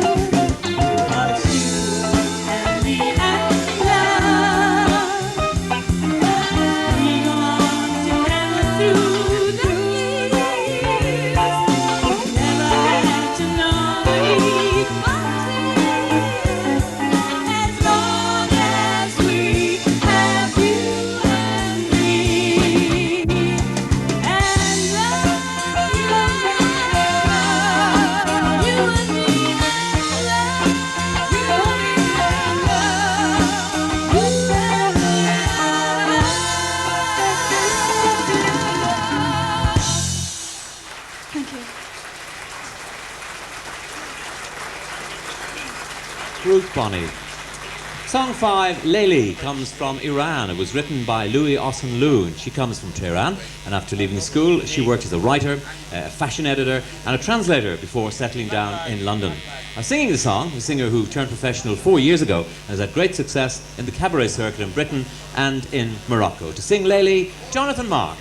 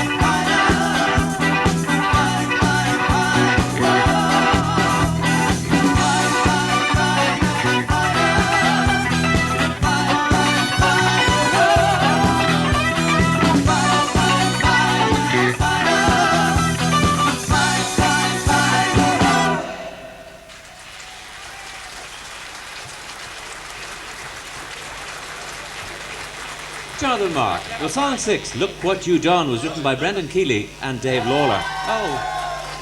Oh, the family are in, are they? Brendan comes from Tullamore. Are you all from Tullamore? Oh, I see.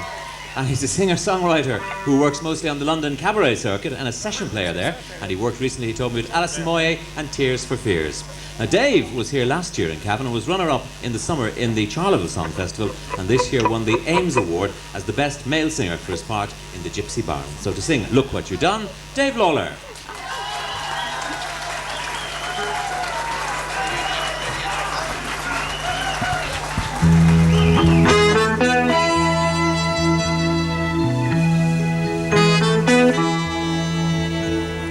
Here I go again, watching the tide flow in and out, hearing the seagulls scream and shout up in the winter sky. Standing all alone, I must have cried a million tears. You made your feelings very clear. such a long time ago. Yes, I know it. You don't have to tell me anymore. You're no longer on my mind.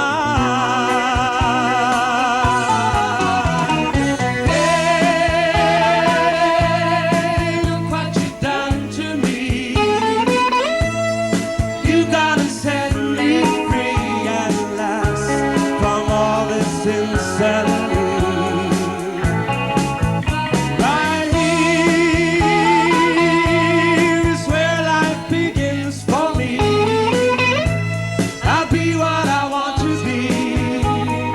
You won't stand in my way.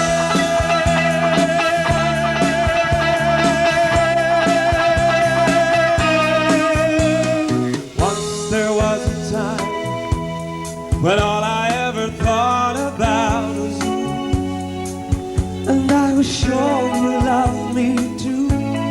Times were so happy then.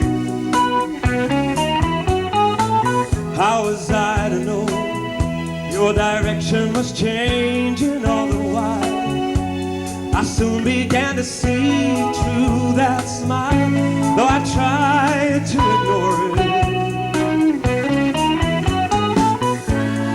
Times are changing, and now I'm getting stronger every day. You're no longer on my mind.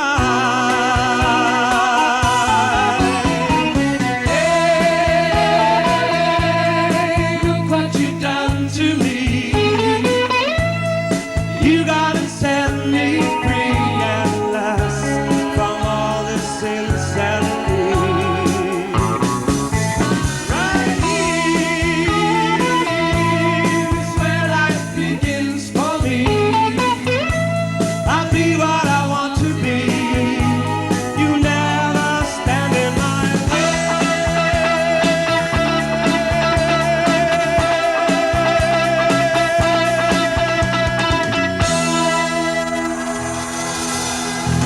Thank you. Thank you very much.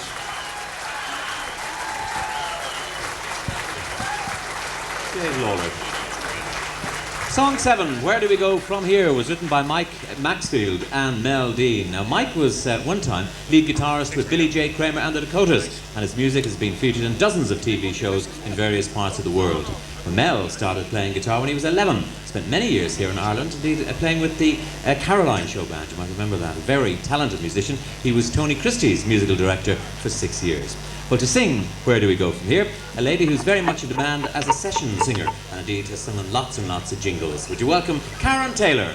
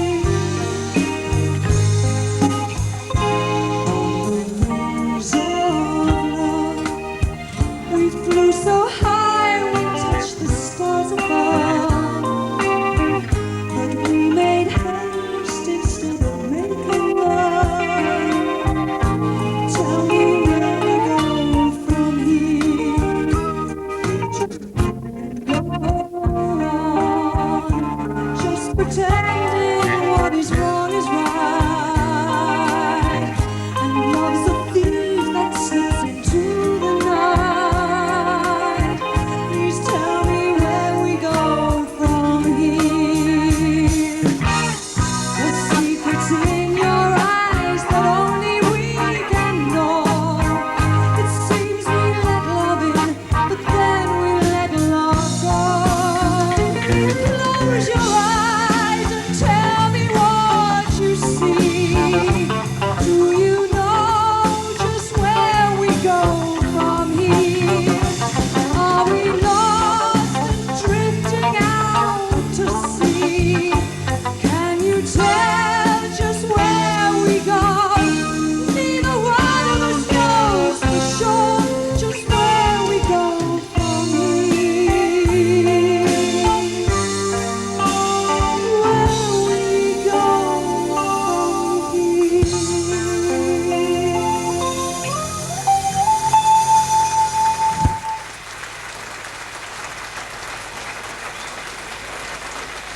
Karen Taylor.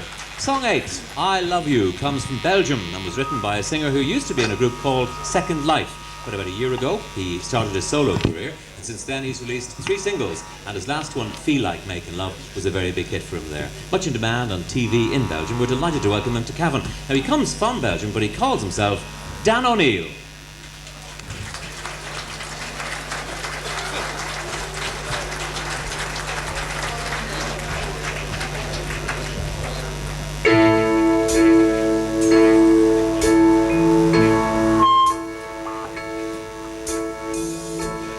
Tell me that you'll understand.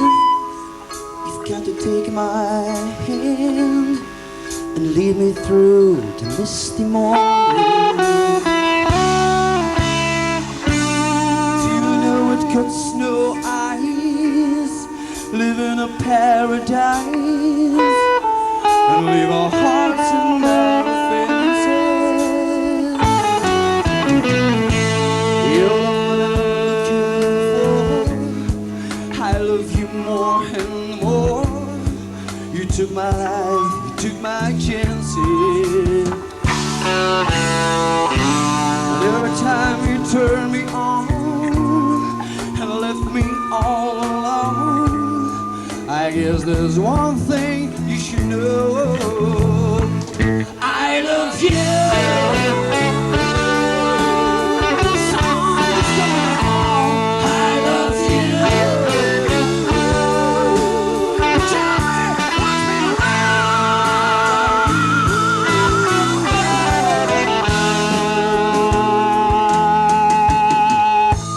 Love me till the morning light, until we're out of sight of all the tears and the shadows. You say it takes too long. I've been a fool and oh so wrong to feel the world and all its changes. You're the one I'm looking for. I love you more and more. You took my life, took my chances. Every time you turn me on and left me all alone, I guess there's one thing you should know. I love you. Something's going on. I love you. Tell me what's been wrong. And you. I love you.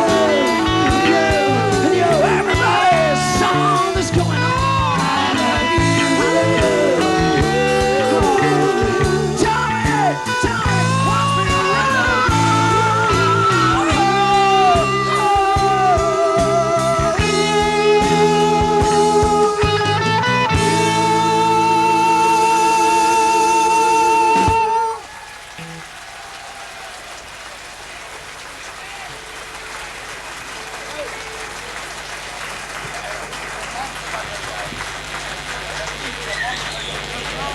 Declan O'Neill from Belgium. Well, song 9, The Proud Man, was written by Steve Tilson, who hails from Liverpool, has toured for the last few years with Incantation, that lovely group, and has released 4 albums. Now, to sing the song, a lady who spent her early years singing traditional songs with the London Irish community and has won the All Britain Award on 3 different occasions. She now lives in Bristol, where she sings solo and with Steve. So to sing The Proud Man, would you welcome on stage Maggie Boyle.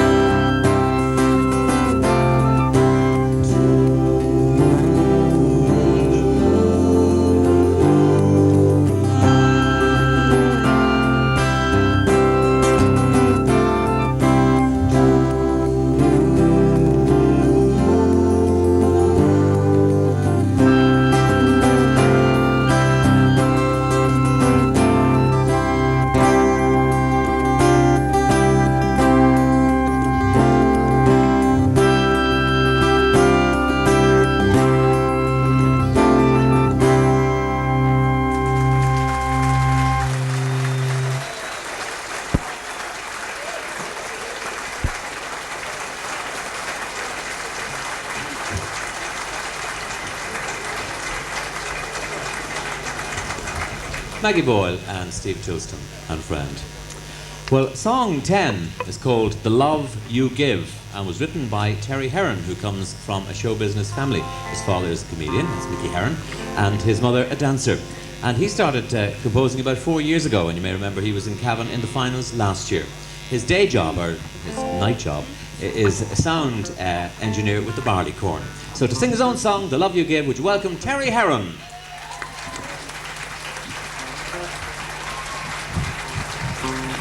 Good evening.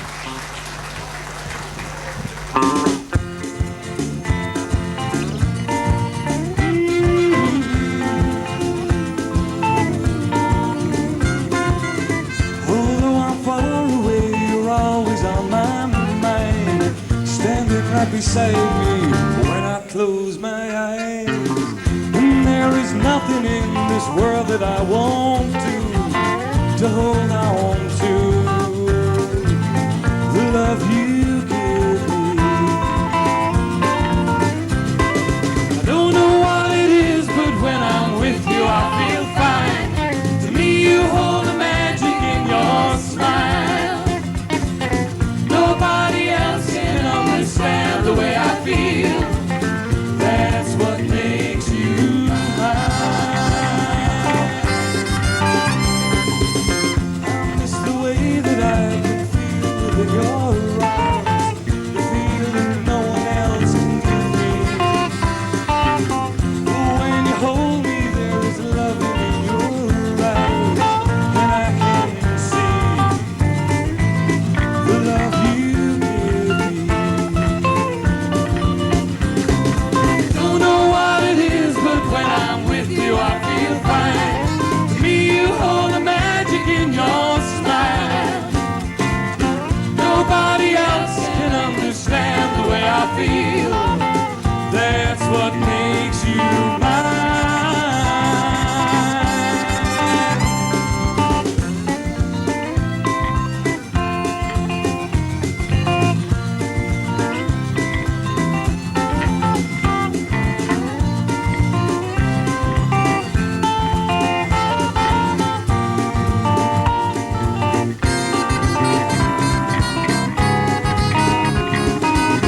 I know this love of ours grows stronger every day.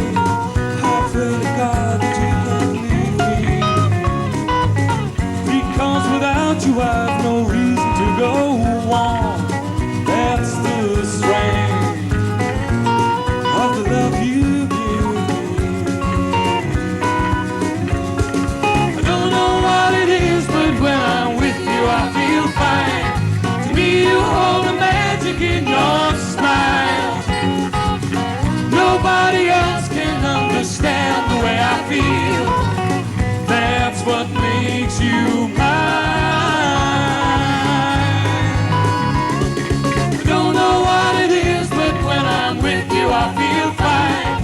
To me you hold the magic in your smile. Nobody else can understand the way I feel. That's what makes you mine. Thank you. Good night.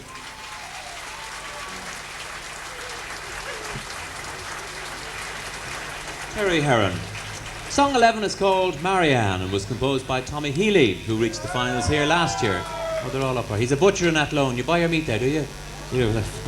And he spends most of his spare time on music and drama and writing songs. Now, to sing Marianne, a man who's had hit after hit after hit here in Ireland, and nowadays spends his time equally divided between America, singing on cruises in Britain and here in Ireland. We're delighted he's in Cavan tonight. Would you welcome Glenn Curtin?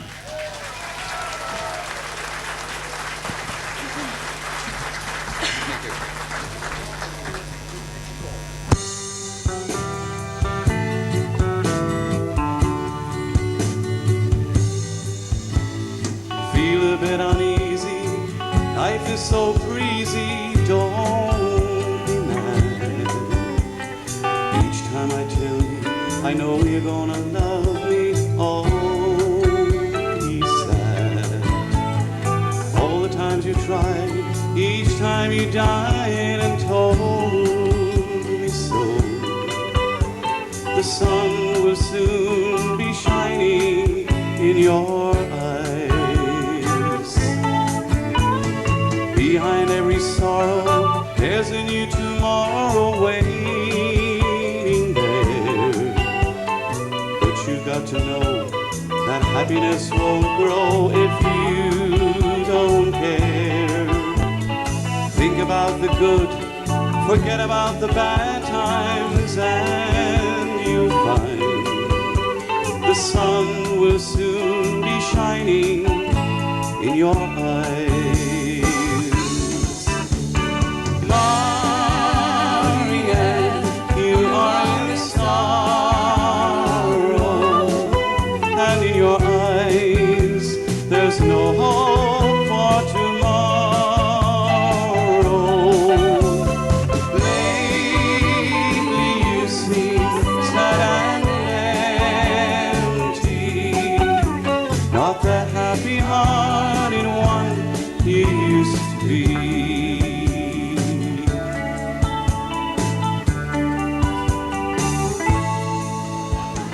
Feel your world is ended, no way you can mend it, though you try. All the times you tried, but feelings won't subside, now you're alone. Think about the good and forget about the bad times in your sighs. The sun will soon be shining in your eyes. Now we've got to find what's troubling your mind and put it right.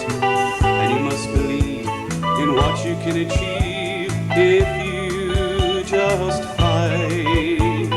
Take me by the hand, I'll make you understand and end your cries.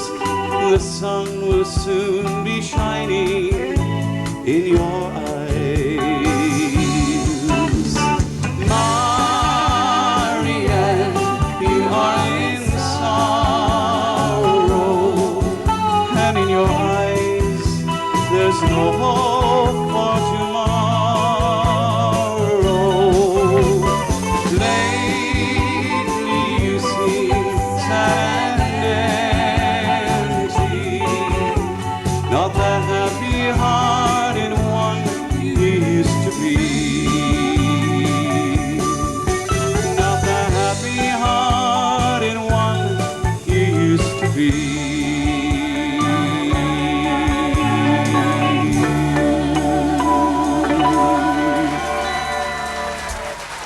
Thank you very much. Thank you. Glenn Curtin. Song 12 is called A Funny Thing Called Love and was composed by John O'Halloran, who comes from Dublin. He studied classical guitar and composition, and his whole life is wrapped up in music. In fact, he's written many songs, and at the moment he's writing a musical. The singer hails from Lobenstown in Navan and started singing with her father's band when she was 12, and she's appeared with the bands New Dimension and Jukebox. So to sing A Funny Thing Called Love, Mary Duff.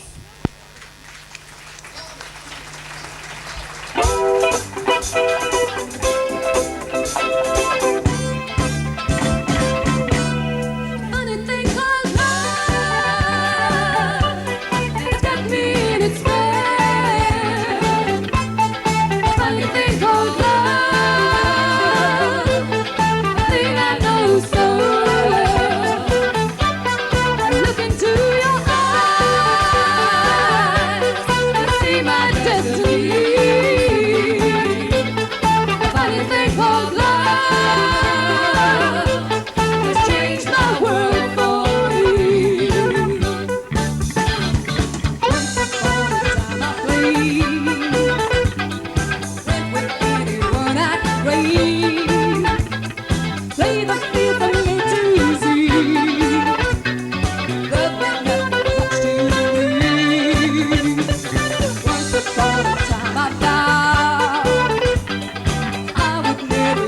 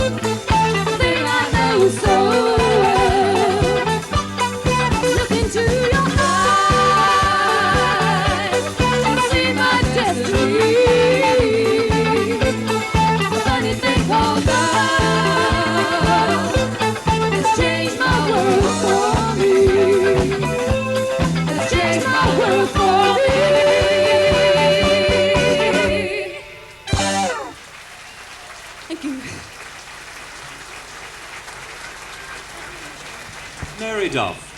Song 13, Ashes and Diamonds, was written by Ulrich Remme, who comes from West Germany. He made his first appearance about 16 years ago, and his first album, which he recorded a couple of years later, sold 300,000 copies. A very versatile fella. He works as a radio presenter, he writes film music, TV jingles, and does many, many concerts. Very, very well known in West Germany. To sing his own song, Ashes and Diamonds, Ulrich Remme.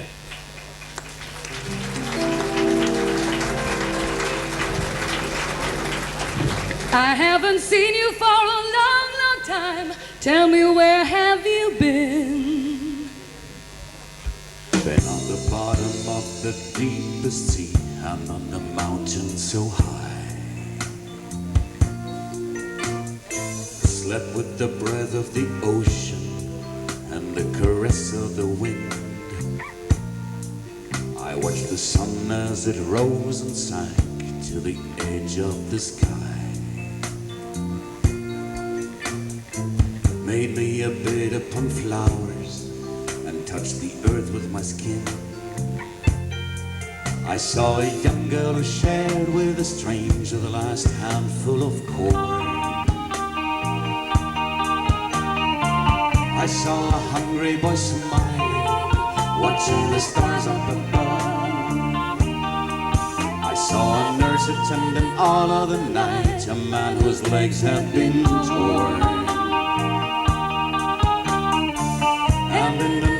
Of silence, I saw a lady in love. I saw ashes and diamonds, water and fire, and here's the reason I found disaster and desire are one another bound. I saw an old handful of wheels and scars on the smooth one of a child, keeping so close to each other, so very tenderly. I saw the dark eyes of a beautiful girl and her man running wild. I saw how love made her bother and saw how love set him free. Oh, and I saw a man lock his own door with a sevenfold seal. I saw children in uniform killed at bullets of steel. I saw a woman bearing her 14th one while the 13th already was dead and gone. I saw a lot of men who knew that turnaways don't lead ahead, who do more than just complaining, they really work it out. I saw that nothing in this world is evil nor completely bad. If one by one bets his own life instead of talking about. So I saw ashes and diamonds and water and fire, and here's the reason I found disaster and desire are one another bound. Yes, I saw ashes and diamonds and water and fire, and here's the reason I found disaster and desire are one another bound.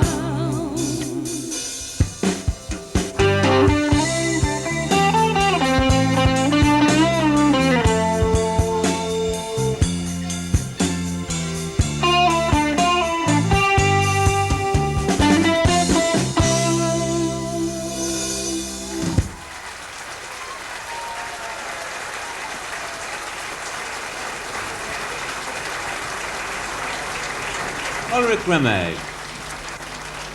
Song 14 is called, I suppose, Making Love's Out of the Question. It was written by Graham McLean, who has been making music and indeed for musical hotel chains around the world for quite a long time. He's written musicals, television commercials, television themes, produced records. In fact, there's very little that he hasn't done in the music business.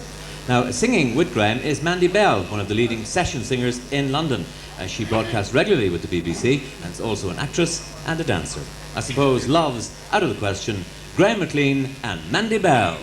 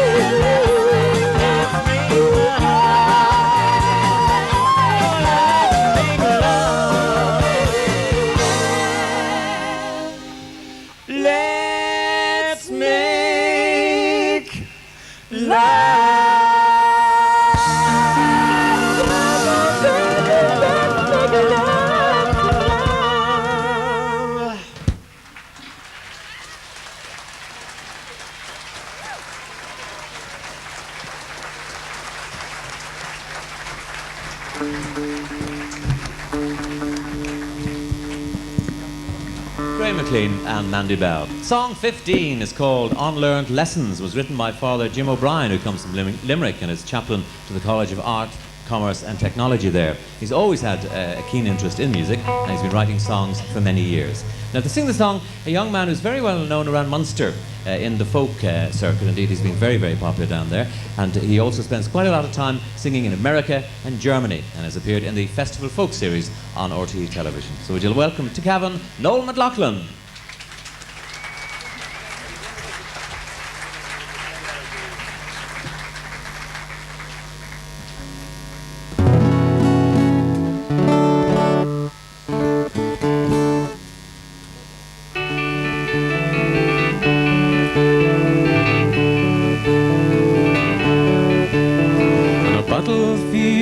in France in 1916. A soldier lies dying on the ground, and in the silence over no man's land, he whispers through his tears, "Oh God, I see through the whole thing now, how they made a fool of me." Now it's been so long since the sun, it's been so long since Vietnam, and it's been so long since Derry in '72. And it's been so long since Calvary, Lord, we must have lost our memories as the pain, the pointlessness continues. Yes, the murder still goes on.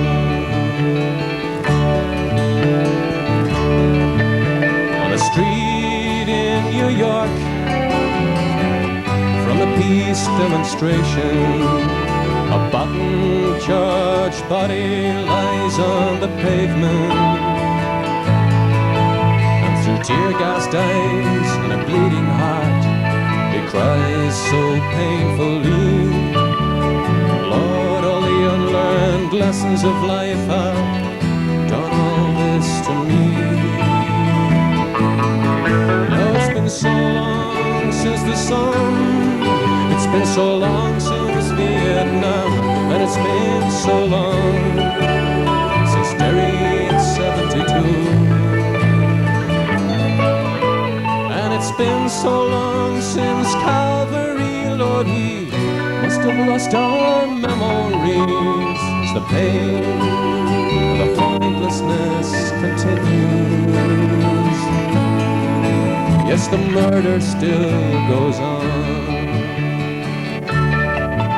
Now you walk among the presidents and you walk among the kings, and you talk of all the harmony your socializing brings, with your dinners for détente and your manners à la France.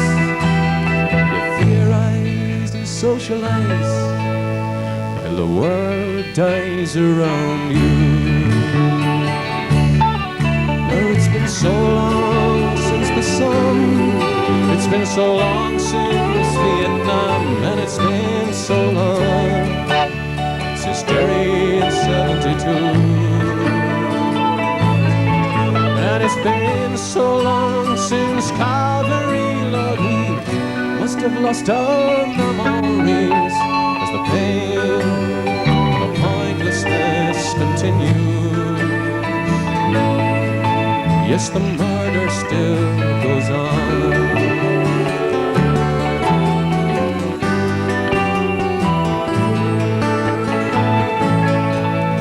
Yes, the murder still goes on.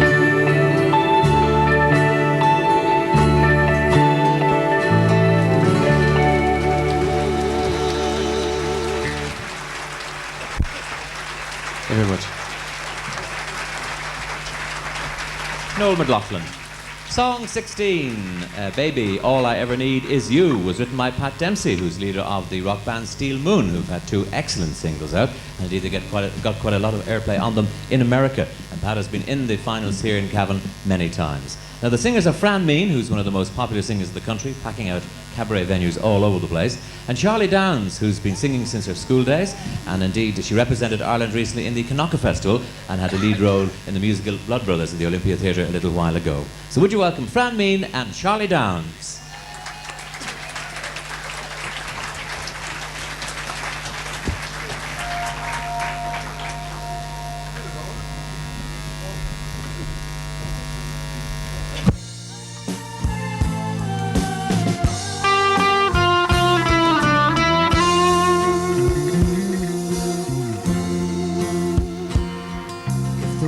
just slipped away from me, and the last thing I saw in your eyes was the love you'd always given me. I really wouldn't be surprised. I know the only thing that matters to me is to have this time, I feel we've just begun. Baby, all I ever need is you. You're the only one who really turns me on. And if ever you walk away from me and fall for someone new,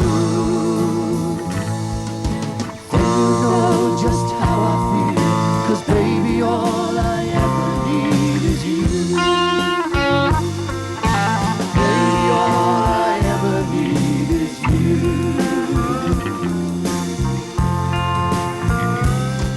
You're the only one I've been loving for ever since I caught your eye. I don't know, baby, what I'd have done if you'd gone and passed me by. From the very start, I believed in you. In my heart, there was never a doubt. We made it through the ups and downs. I knew we'd work it out. Baby, all I ever need is you. You're the only one who really turns me on. And if ever you walk away from me and fall for someone new, then you know just how I feel. 'Cause baby, all I ever need is you.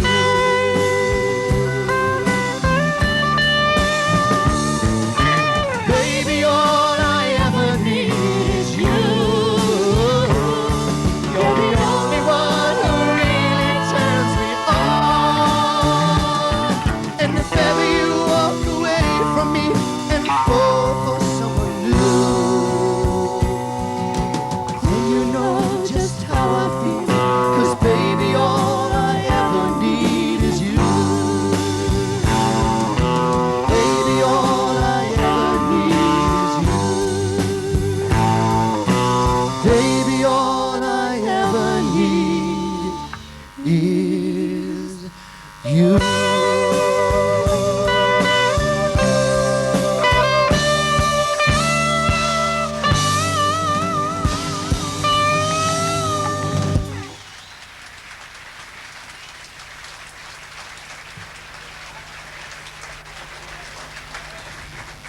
Frowneen and Charlie Downs. The last song, May the Road Rise With You, was written by two of the best-known composers in Britain, Ed Welch and Bob Barrett. Now, Ed won the Cavan Song Contest twice, and indeed he has hit dozens and dozens and dozens of hit songs to his credit, and has composed the music for film shows, for television shows like Blockbusters and Catchphrase and many more. But Bob has produced some of the biggest names in show business in his years with EMI. He's now out on his own as a freelancer, still turning out hits. He tells me he absolutely adores song festivals and is particularly fond of coming over to Cavan. Now, to sing the song, a man who's been in many, many bands here, The Ventures, Harvest and Paddy Cole Band, now is a very successful cabaret act, Tony Hughes.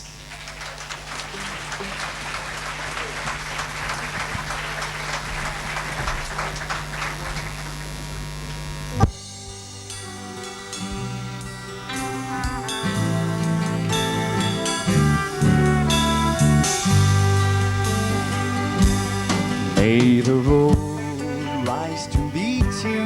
May the sun shine gently on your face, the way it's shining now. May each dream of tomorrow be fulfilled, to keep your smile in place, the way you're smiling now.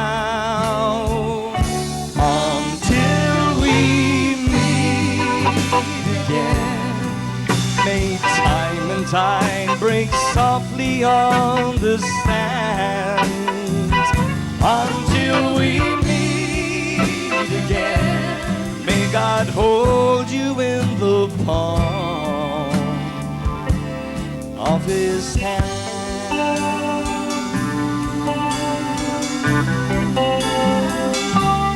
May the road rise to meet you. May each day hold something good in store, the way it's meant to be.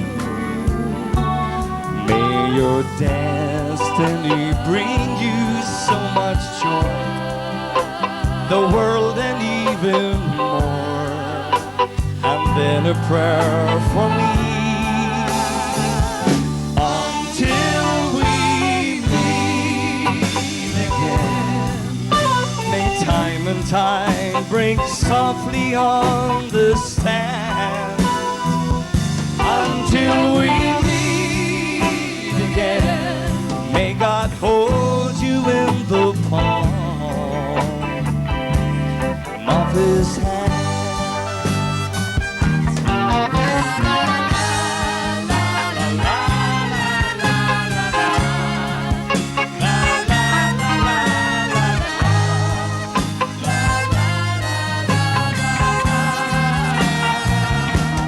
May the road rise to meet you, may the sun shine gently on your face, the way it's shining now.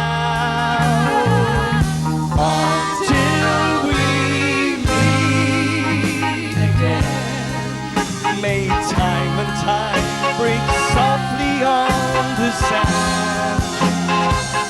Until we meet again, may God hold you in the palm of his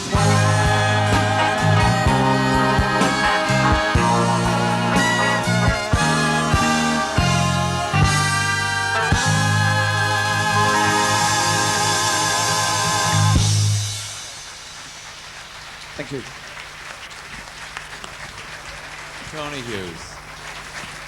Well, there you heard the 17 songs. They're very strong songs, aren't they? Were there some good songs there? Yes, indeed.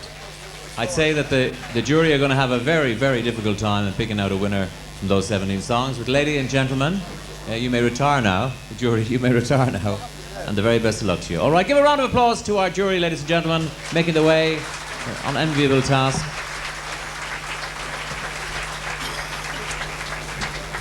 While they're doing that, we have our guest artist, and a man I've had the pleasure of introducing a couple of times on television. He comes from County Down, and we're sure to get a few laughs from the Big O.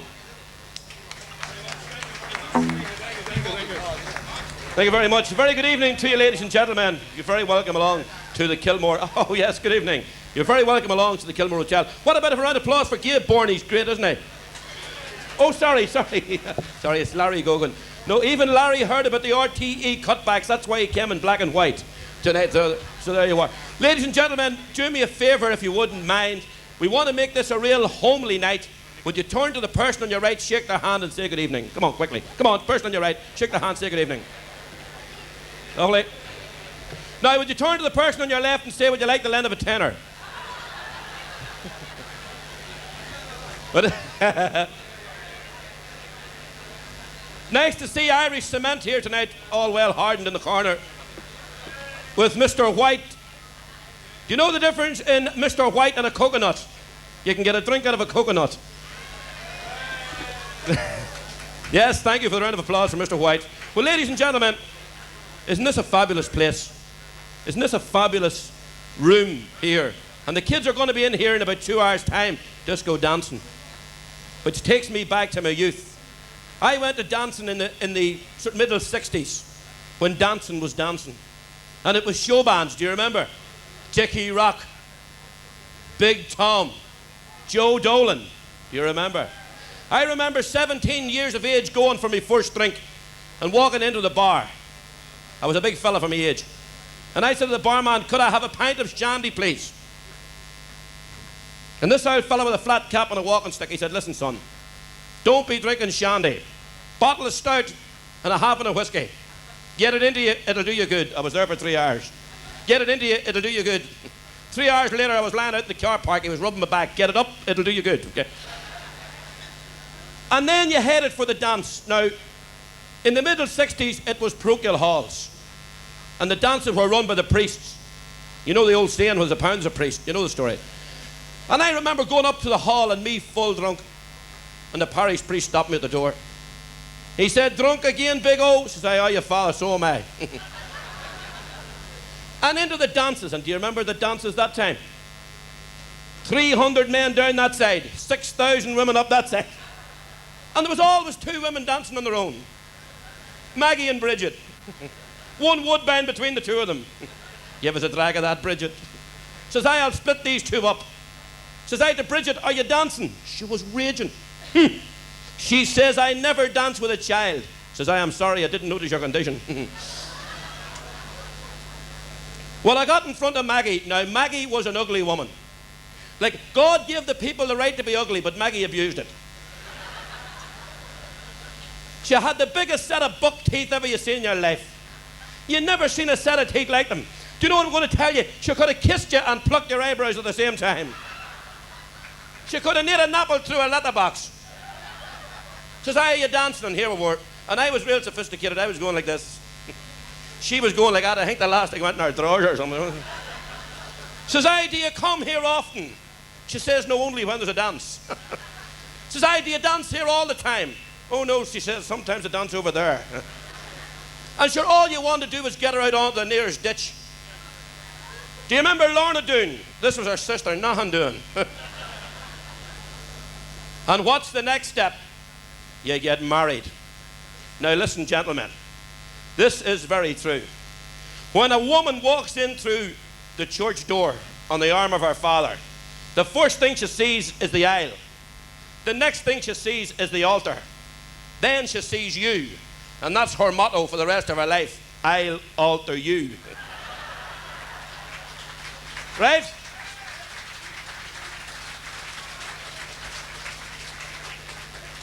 I remember standing at the altar. The priest said to me, do you take this woman? Says I, do you want her? He said, no. Says I, that's it then. And you had to pay him. Says I, Father, how much do I owe you for the wedding? He said, my son, whatever you think your wife is worth. I looked at her and I gave him £1. Thanks, missus. He looked at her and gave me back 50p. We went on our honeymoon to London. We got off the train at Euston Station. We were walking down the platform. This big porter come up. He said, excuse me, sir, can I carry your bag? Says I, not at all. Let her walk like everybody else. But getting away from marriage. The other killer in this country is unemployment. It's very hard to get a job. There was a fella in the Liffey in Dublin and he was drowning. And this fella dived in and he swam up to him. Your man said, don't save me, I want to drown, I want to drown. Your man says, I'm not in to save you, I was wondering where you worked. Honest to God. Two fellas got off the boat in Liverpool very surprised. They left Dublin by airplane. And they were walking down Lime Street in Liverpool and they hadn't a hipney between them and they saw a sign outside the police station. 2 men wanted for murder. Paddy said to Mick, come on in quick, we'll apply. Sergeant said yes. Paddy said 2 men wanted for murder, we'll do it. Where is it? No bad us. The sergeant said just a minute. And he left the room to see the CID. Mick looked up, he saw a big sign. 2 Pakistanis wanted for rape. He said, Paddy, this country's ruined. The black man's getting all the good jobs.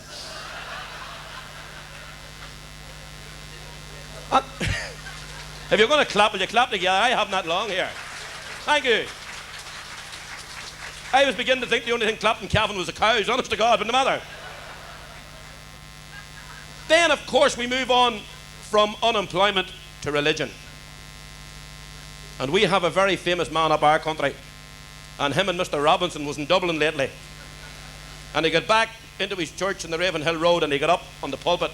Well, he said, good morning, brother. I am just back from Dublin. And I would like to state without fear of contraception. While I was in Dublin, I was invited to a wedding. It was a mixed wedding. One of ours and one of theirs. They went to bed that night and lay back to back, another one of them would turn.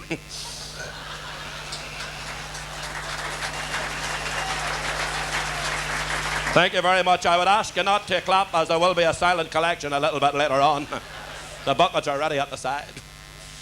After the service was over, we went to a little reception in the Gresham Hotel. I was sitting beside the parish priest, Father O'Flaherty, when this uncouth waiter came round and asked us what we would like to drink to toast the bride. He said to Father O'Flaherty, you'll take a drink, you will, Father. Being a good Roman Catholic priest, he said, I'll have a large parish and a pint of Guinness. He looked me straight in the eye. He said, you're that man Paisley from the north of Ireland. I said, that is correct, sir. He said, you'll take a drink, you will. I said, let me tell you, sir, here today quite categorically, I do not drink the devil's water. In fact, I would rather commit adultery.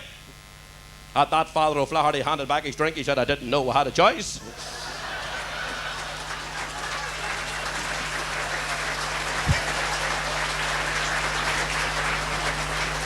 But ladies and gentlemen here tonight, it is not terrorism that is wrecking Ireland today. It's the state of the permissive society. Men running away with other men's wives. In fact, I was just saying to Eileen's sister in bed this morning, it's desperate altogether.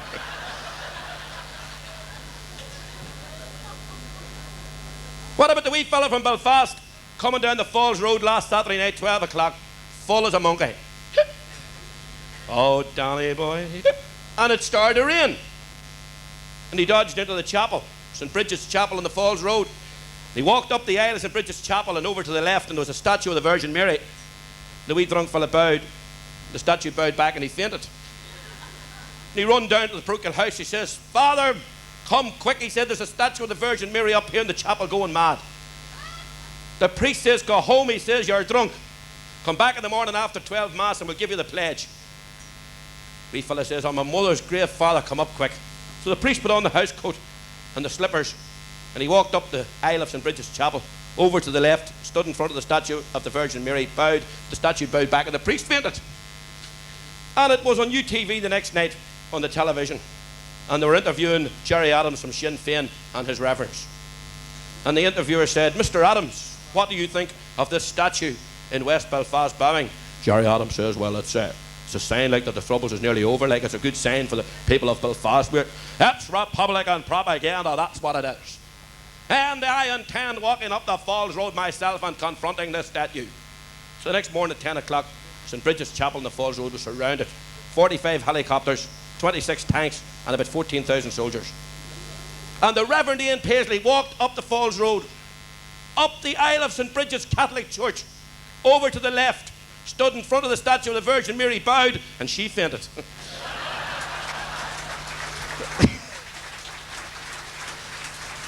But let us move on quickly.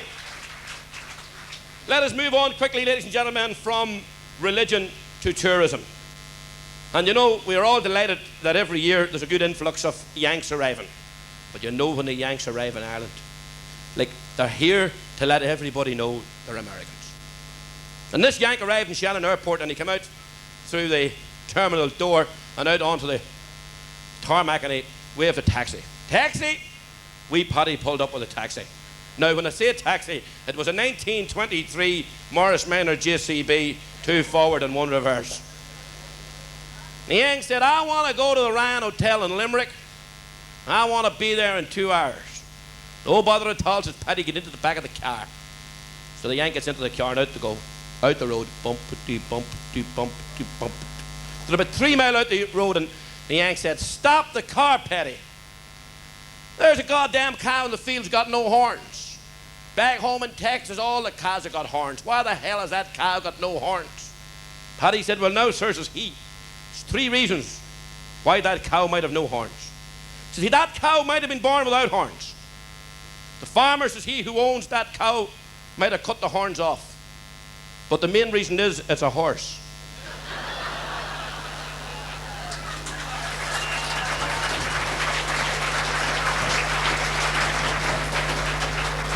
So they're going on out the road and they're 3 or 4 miles further out the road and the Yank spots this wee fella digging potatoes in the field. The Yank says, stop the car. He said, I got to get a photograph to take home to Mildred of an Irish man digging spuds for the dinner. So the Yank gets up onto the ditch with this big Polaroid camera. He said, what are you doing there, Paddy? Everybody's Paddy. Digging a few spuds for the dinner, sir. Well, now, if you can remember that far back, about 5 years ago, we had a very hot summer and the spuds were like rosary beads. Little marbles. And the Yank laughed. He said, you call those spuds? Why, back home in Texas, we grow spuds like footballs. Ah, says Paddy, over here, we grow them to suit our mouths.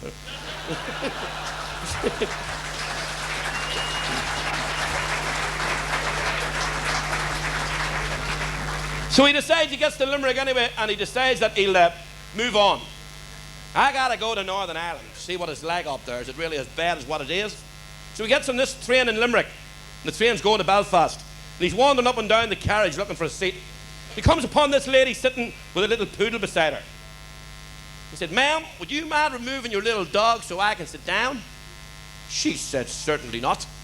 That's my little Mitzi. And she is sitting there until we get to Belfast, whether you like it or whether you don't." He said, "But ma'am, I'm an American." She says, "I don't care who you are. My little dog, she is sitting there until we get to Belfast." Well, the Yank didn't hesitate at all. He just lifted the dog, opened the window of the train, and he threw the dog out through the window, and the train doing 100 miles an hour. Paddy and Mick were sitting at the opposite, just the other side of the carriage. Paddy says to Mick, "I can't understand these Americans," he says. "They eat their meat with the wrong fork. They drive their cars on the wrong side of the road, and just now that man threw the wrong bitch out through the window."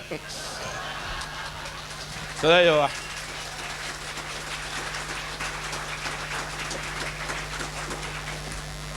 And then we tell sort of political stories. I know Glenn Courtney's here, but did you hear about the two fellas from Kerry who joined the IRA? And they were sent to Belfast up to train.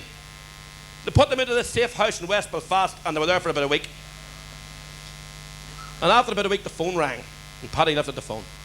"Hello? Yes? Yes? Yes? Yes? Right." Mick says, "Who was that?" Paddy says, "Headquarters in Dublin. We'll have to pick a fella up on the Shankill Road and interrogate him." "What does interrogate mean?" "Jesus," Mick says, "Paddy are very thick. Interrogate means question that man and find out how much he knows." So they pick this wee fella up on the Shankill Road, and they get him up in the attic, and they tie him to the chair, and they blindfold him. Mick says to Paddy, "You hold the gun, one false move, shoot him." The wee man sitting shaking like a leaf. Mick says, "What's your name?" He says, "Sammy McQuiston." "Are you in the UDA?" "Aye." "What's 1 and 1? 2. What's 2 and 2? 4. Paddy shot him. Mick says, "What did you do that for?" Paddy says, "He knows too much."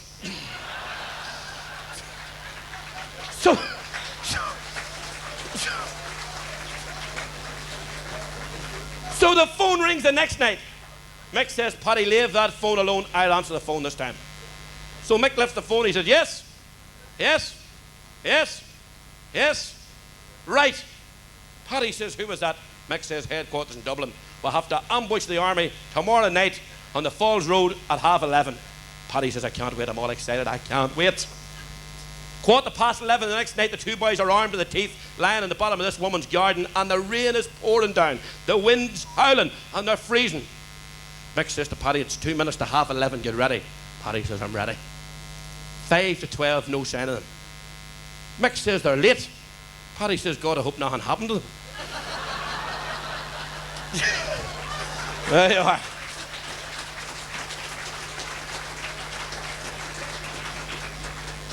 Well, then, of course, you can move on from sort of, you have to be very careful telling political jokes, you know, especially now with an election coming up.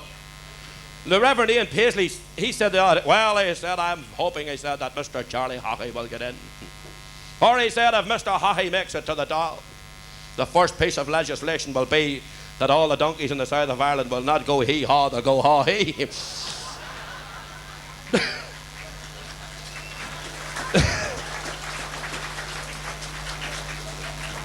And then we move on, of course, to show business. And show business is a great business, as Larry Gogan or even the boys will tell you. Oh, the boys are back from their cup of tea. They put the sales attendants up with Tara this for it, didn't these lads? Yes. Look at him. Hello, that's Eamon Campbell, ladies and gentlemen, a very famous man there.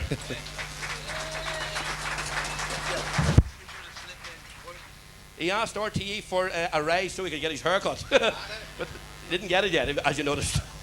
But as the boys will tell you, show business is a great business for travelling. I've been everywhere. Ballymora, Cookstown, Enniskillen, Donegal. What a town. Were you ever in Donegal? Plug in your electric razor and the street lights go dim. It's some spot. What?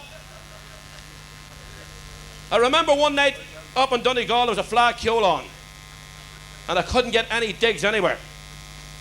there's a wee fella called Paddy Fitzpatrick has a pub up there and a wee hotel. Is that him over there? Yeah, that's it. There they are, the band again, aren't they wonderful? They played tonight like a bunch of plumbers, didn't they? That's right. Earl Gill said to me, I could dance with you till the cows come home. Says I'd rather dance with the cows till you come home, you know. But staying up in Donegal, and I said to your man, look, say I have to stay the night. Any chance of a room? He said, we're booked out. Flag tool weekend, he said, we haven't got a room in the house. I said, I'll sleep anyway. Well, he said, we've got one room left, he said. Top of the house. But there's a guy in there, sleeping, snores like a bull. You wouldn't get a wink of sleep. I said, I'll chance it. He said, I'm telling you, I'm not even charged. The man snores like a bull. You wouldn't get a wink of sleep, so I went away to bed. Down the next morning, Paddy said, well, how did you sleep? Says I slept like a log. He said, what about the snoring? Says I, there was no snoring. He said, how did you manage that? Well, I went up into the bedroom at 11 o'clock and your man was sitting on the bed reading a book. I walked over and I kissed him and he sat up all night watching me.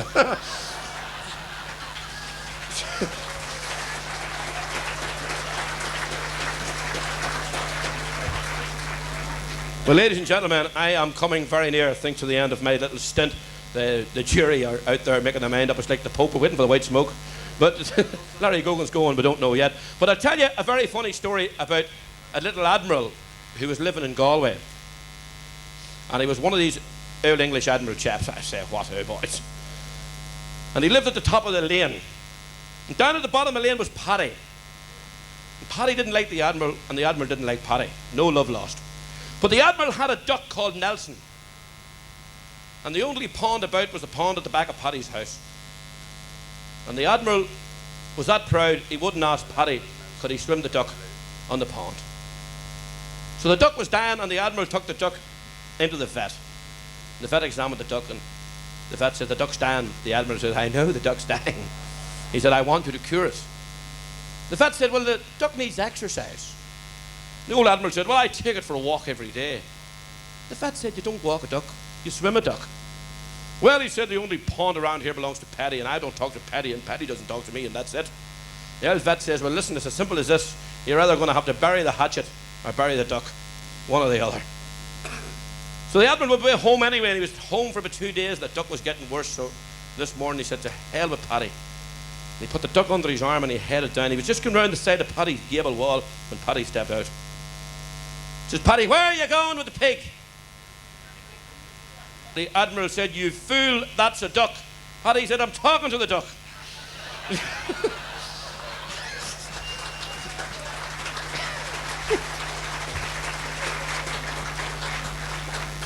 But let us revert for a while. We spoke about politics, we've spoken about unemployment. Let's go back a bit and talk about school. Do you remember school for the first time?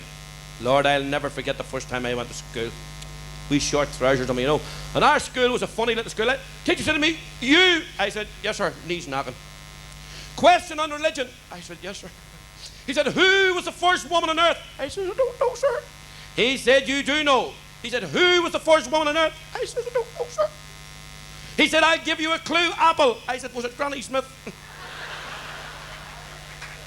Aye. And they used to ask us questions. Silly old questions. And if you didn't get the questions right, they used to keep you in. And there's a wee fella in our school, and his mommy and daddy were getting divorced. And he was up in court, and they were divorced. And the judge put the wee fella up into the witness box, and he said, your mommy and daddy's now divorced. Where are you going to go? Are you going to go with your daddy? He said, no. He said, my daddy comes home every night and beats me. When he's drunk, beats me around the house. The judge said, well, are you going to stay with your mommy? He said, no, my mommy's as wicked as a weasel, and she beats me after school. The judge says, well, where do you want to go? He says, I want to go to Mayo. They never beat anybody. I hope there's no Mayo people here tonight. That was only a joke if there was. Well, ladies and gentlemen, Larry, I'm coming close to the end, but we don't know. Well, they're not back yet. Did you send out wine or champagne with them? No? Well, I think this is them back again, yes. Well, ladies and gentlemen, we're just waiting for the jury to come back. I'd like to thank you for your kind attention, and I'd like to wish you all the very, very best. We know we had a great show tonight. And to all the people who are like myself, please don't despair, because I am on a diet. It is a fabulous diet at the moment. As you see, it's working. It's a garlic diet. You lose half a stone and 15 friends in a week. Ladies and gentlemen, please remember the 3 rules about leaving this hotel tonight. Rule number 1, if you're driving, be sure you have a car. Rule number 2, if you see a red light, stop, go in and enjoy yourself. Rule number 3, take it easy. Thank you, good night, God bless you, thank you. The big O, ladies and gentlemen. The big O. Come back and take a bow.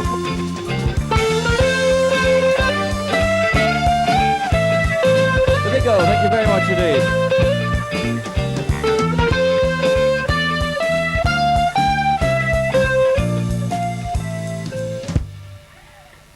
Ladies and gentlemen, would you welcome on stage one of the ladies who's responsible for the song contest for the last 10 years. She's going to help me to announce all the prize winners which we have here. Would you welcome Anne Lennon, please?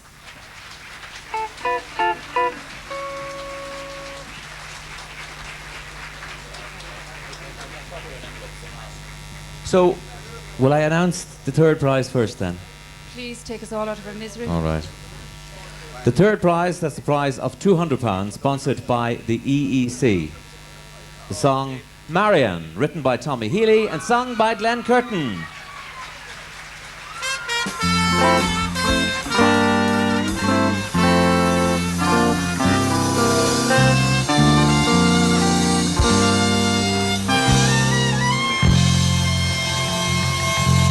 And to present the prize with Mr. Bill Glynn from Irish Cement.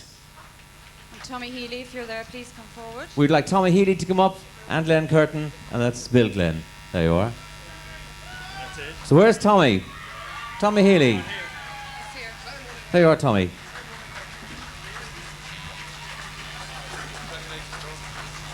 And Glenn Curtin. That was the third prize in the Cavan International Song Contest. £200, sponsored by the EEC.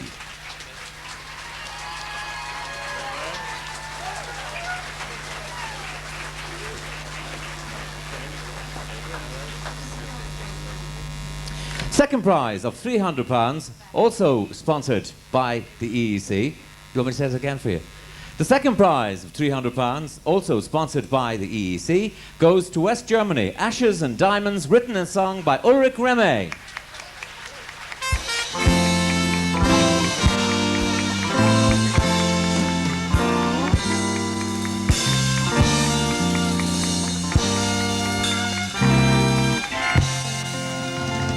The prize presented by Pat Condon of the PRS, Performing Rights Society. Just to say how pleased I am to be here again on my own behalf and on behalf of the Performing Rights Society. And we've been associated for some long time now with this. Like most previous speakers, I'm a little disappointed that I won't see myself on television this year. But unlike John Wilson here, I can't afford to be too critical of them because, like Larry Gogan, they pay me large sums of money, you see.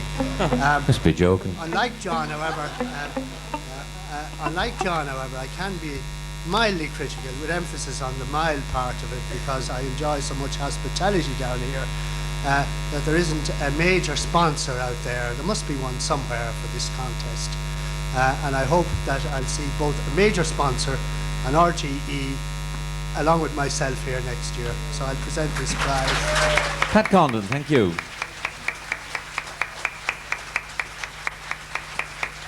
All right then, the first prize, a prize of £1,000, sponsored by Hotel Kilmore.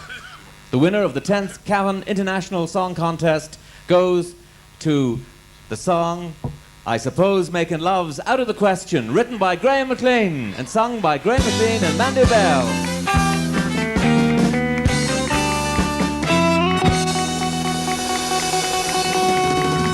The cheque presented by Jim Marr, the manager of Hotel Kilmore. On Crown Caller, Mr. Tom Fitzpatrick Senator O'Brien, Deputy Wilson. On behalf of the directors of the Kilmore Hotel, I am proud to be associated with this, the 10th Cavan International Song Contest. I understand the hotel has hosted the contest for 4 years running, and I'm sure you'll agree the two have now particularly become synonymous.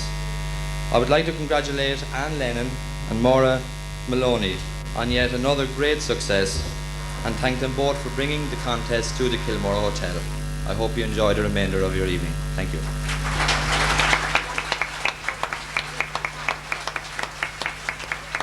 Thanks to Jim Marr, manager of Hotel Kilmore.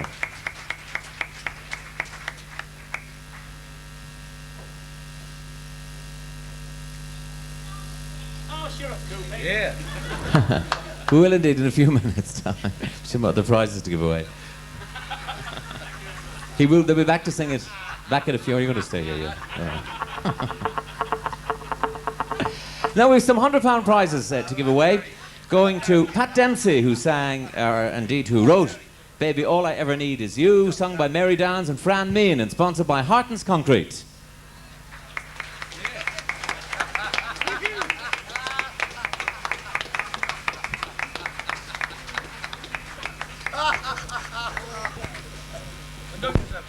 There we are, Charlie Downs and Mary Downs, Fran Meehan. Here's Pat Dempsey.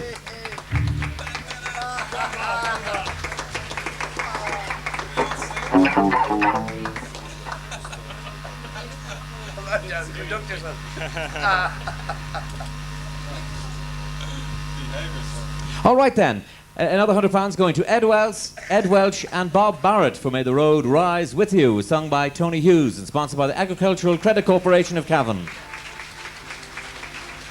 Presenters, Mr. Brendan Hannon of ACC.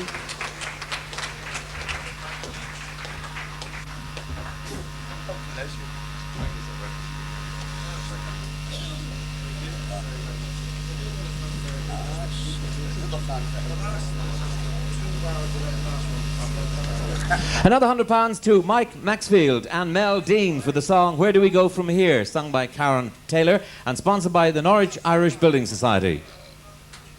The presenter is Mr. Hugh Lennon.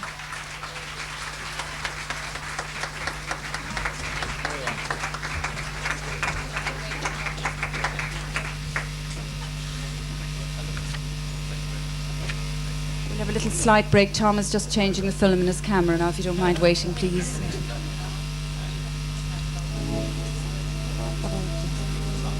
I'll sing my song in a few moments, don't even worry.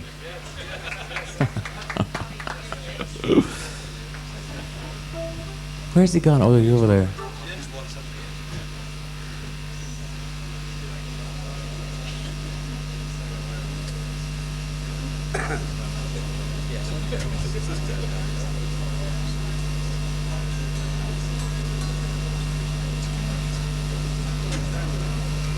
Yes, Karen didn't come up. Where's Karen Taylor, who sang the song? Oh, there you are. Oh, look what a shy little thing. You come out here. Get your photograph taken. Lovely new film for you.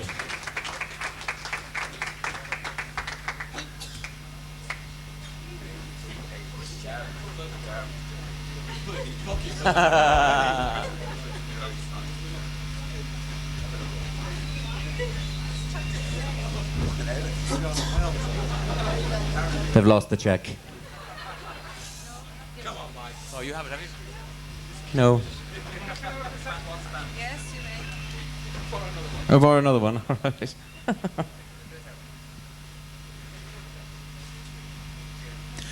Great. Another £100 going to David Lawler and Brendan Keeley for the song "Look What You Done," sung by David Lawler and sponsored by Murphy Quinn and Company. And the presenter is Mrs. Maureen Murphy. I'm sorry, it's Brian.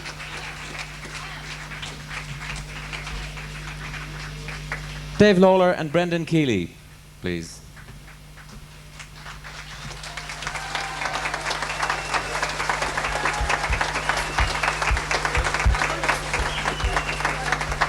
Do you want to take your photograph?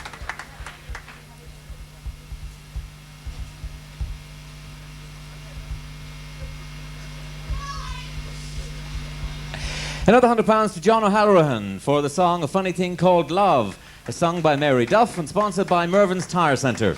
And the presenter is Mrs. Pauline Clark.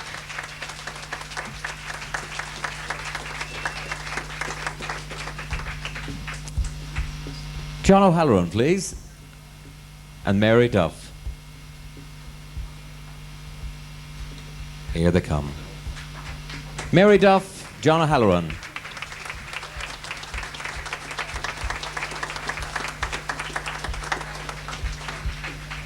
Go and take your photograph, if you'd like to move it around.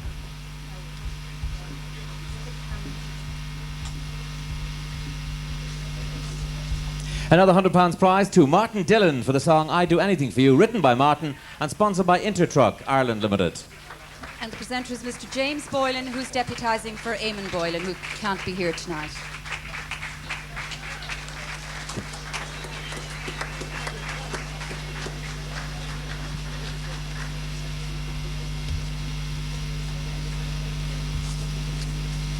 Another £100 going to Steve Tilson for the song The Proud Man, which was sung by Maggie Boyle and Steve, and sponsored by Mr. Willie Harrington. And Willie is going to present the prize.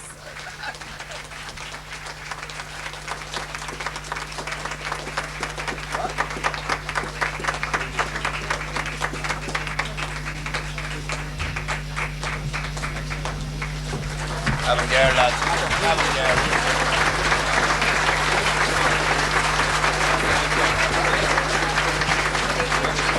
Final £100 going to Dave Gold and Al Dickinson for the song You and Me and Love, sung by Ruth Bonnie and sponsored by Cavan Aluminium Fabrications. Sorry, we're going to take the photograph first. Just a second. Sorry, he didn't take a photograph. Just move in there, thank you.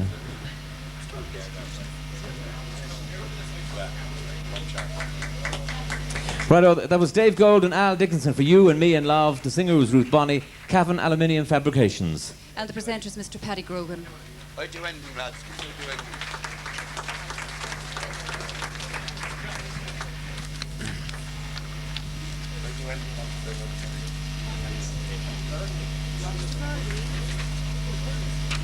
Everything I see you. Some £50 awards going to Dan O'Neill for the song I Love You, written by Dan and sponsored by Allied Irish Banks in Cavan.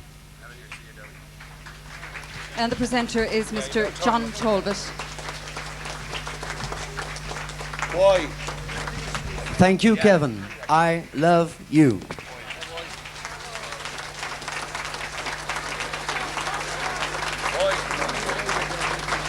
You don't want to take your photograph. You and me in love. You and me in love. Yeah.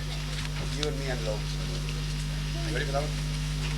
And £50 going to Terry Heron for his song The Love You Gave, also sponsored by Allied Irish Bank in Cavan. And again, Mr. John Talbot will present.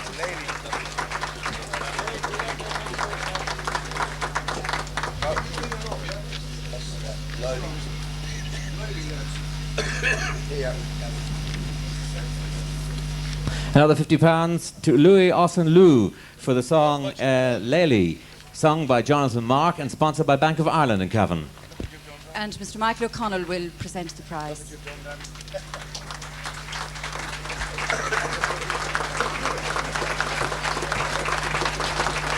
Where do we go from? Where do you go from here? Got it? Jonathan. Where do they go from here? Another £50 to John Kenny for his song Why, sung by John and Bree Harris and sponsored by Bank of Ireland, Cavan. I love you.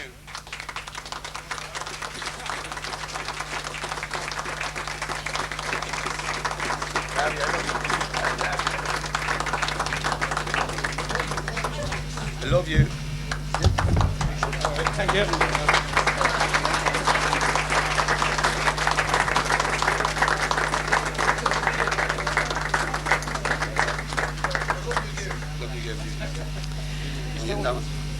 £50 to Father Jim O'Brien for his song Unlearned Lessons, which is sung by Noel McLaughlin and sponsored by Ulster Bank, Cavan.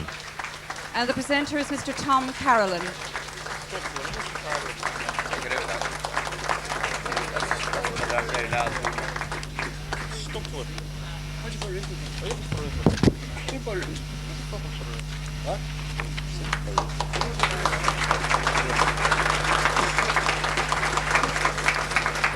And £50 to Peter Jeffries for a song on Everything I See You, which was sung by Guy Hugh and is sponsored by Ulster Bank, Cavan.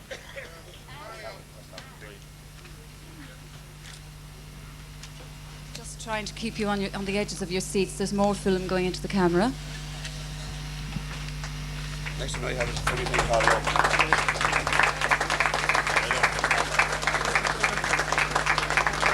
They want to take your photograph. He's just putting a new film in the camera.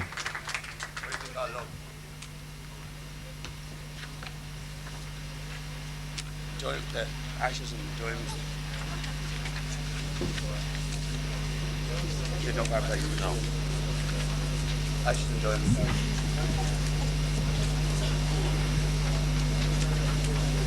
This side of the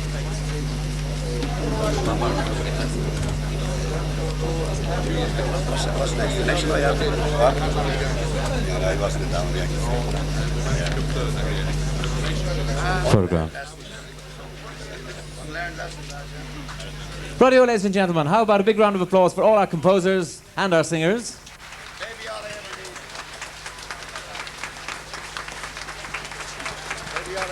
Now we have some special awards. There is the BASCA Award for the best UK song not in the first three, and the award goes to the song Where Do We Go From Here, written by Mike Maxfield and Mel Dean, who was sung by Karen Taylor, and to present it with Bob Barrett. Where are you, Bob? Oh, there's Bob. How are you? Where are they? Oh, there you are, sorry. BASCA Award for the highest placed English song. We leave aside the first, second or third because they earn a fortune anyway, so we give it to highest placed British song, leaving out the first, second or third. And it gives me great pleasure to give it to the beautiful ballad, the writers of the beautiful ballad, Where Do We Go From Here, Mel Dean and Mike Maxfield. Thank you.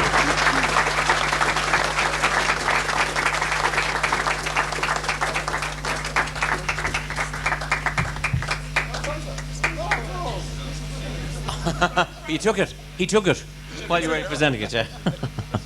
There's another special award, a special award presented by Ritz Records, and it goes to composer Ed Welch and Bob Barrett for their continuous support and participation in Irish song festivals. And to present it from Ritz Records, Michael O'Riordan.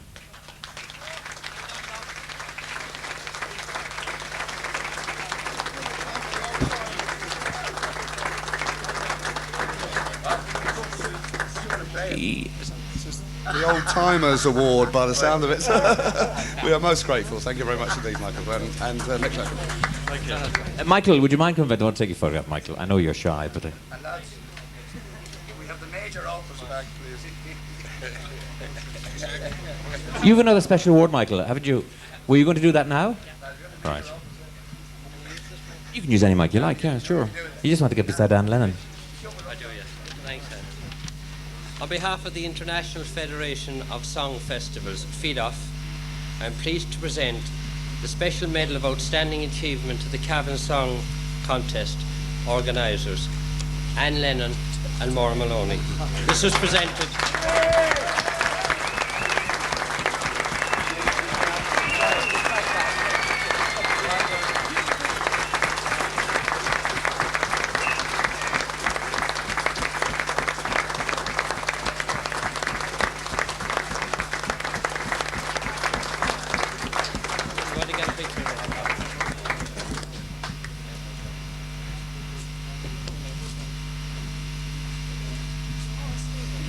A big round of applause for Anne and Maura.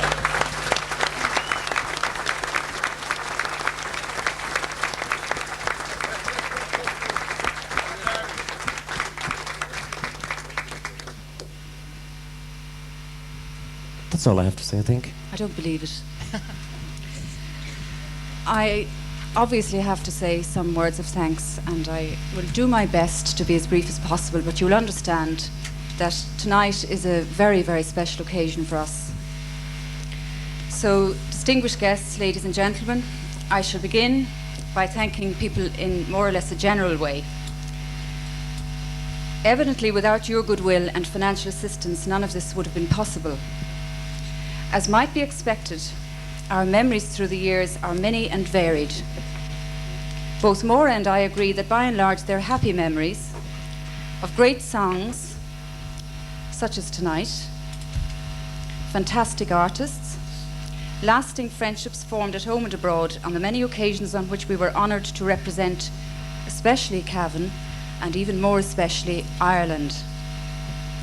We remember too the loyalty and encouragement of our friends and families who sustained us during the often traumatic behind-the-scenes dramas, many of which never reached the headlines. We acknowledge gratefully the contributions made by our sponsors, both local and national, our Dáil deputies, Mr. Tom Fitzpatrick and Mr. John Wilson, Bord Fáilte and Lakeland Tourism, the Performing Rights Society, and especially Mr. Pat Condon for his unfailing courtesy, and the Mechanical Copyright Protection Society, the composers and artists who submitted their work each year, and I might say at this point, although I haven't written it down, most especially those who won the big pot on a couple of occasions and kept coming back out of sheer loyalty to the contest. We remember the sheer dedication and professionalism of our very much loved musicians, of whom we have been justifiably proud.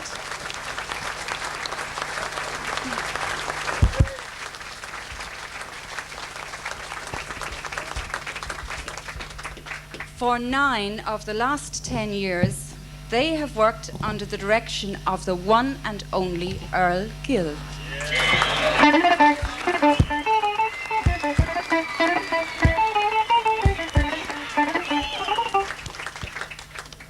I think we would all agree that both the musicians and Maura Maloney and I have been very, very lucky indeed. And now, Earl, we'd like you to stand up here beside us until we give you a tiny token of our appreciation. Surprise, surprise.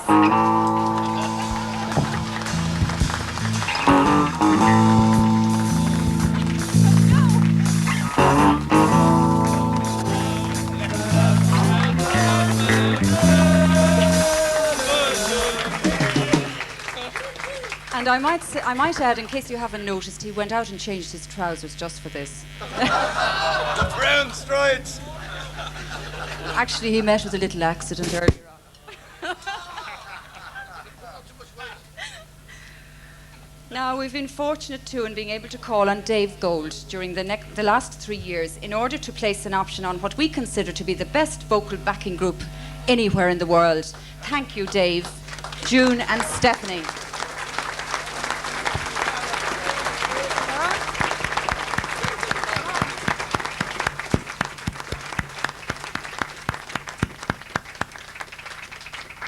And I must say at this point that, of course, we have to say that if it weren't for the utter lunatic generosity of Irish Cement, we couldn't afford them. So they're here at enormous expense to Irish Cement. Take a bow, please. All 45 of you.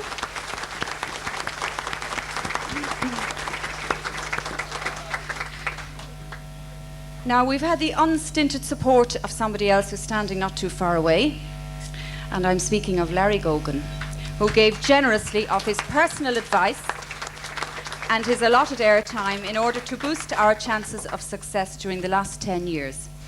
He's not just Ireland's top DJ, he's first and last a gentleman. Thank you, Larry.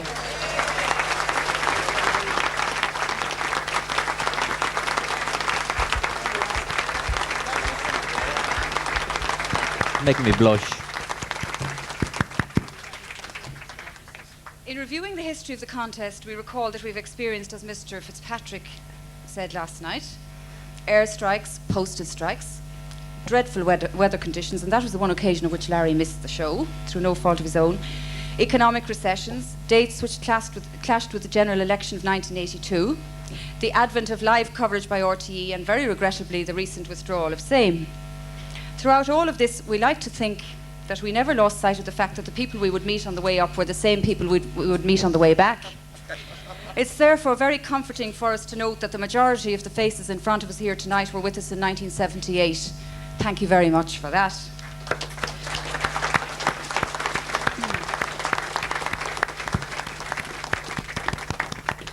Above and beyond everything else, we would like the Cavan contest to be remembered as the one which recognised and encouraged equally the potential talents of songwriters and artists, and provided many subsequently successful amateurs with their first taste of stiff international competition and television exposure. It's no secret that, like Mr. Wilson, we were bitterly disappointed by the recent RTE decision. It certainly narrowed our options considerably. Most particularly, it obliterated the possibility of major sponsorship. But as the late Kevin Marin would have done, we had to ask, is there life after RTE? And we would suggest to you here tonight that there's considerably more life in evidence than on any edition of Saturday Live so far.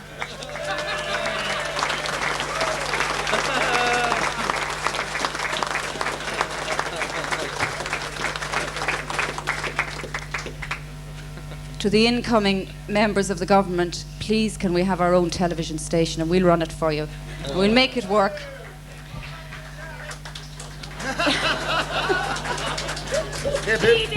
No. We would like to acknowledge the specific contributions of a number of people. I know this sounds like the litany, but it's got to be done. Firstly, once again, the local sponsors who have stood by the contest for 10 years. The County Council and the Urban Council for their loyal support and their lively participation in the battle with RTE here in this hotel, for all the good it did us. Those who offered us their telex facilities on this occasion, Tractor Motors and Maura Fitzsimons, for her assistance in deciphering the sometimes apparently alarming messages which were transmitted from abroad in diverse languages. Joe Wharton, who provided a courtesy coach to ensure the punctual arrival and departure of our guests. Sheila McGinnity and McGinnity's Travel for their efficient coordination of travel arrangements. Terry Argue of AOR Insurances for sponsorship of our hefty insurance requirements. And I would like a special mention tonight for Alan Nolan and Tommy, that very well-dressed young man you saw here running about with microphones, who handled both the sound and lighting tonight and last night.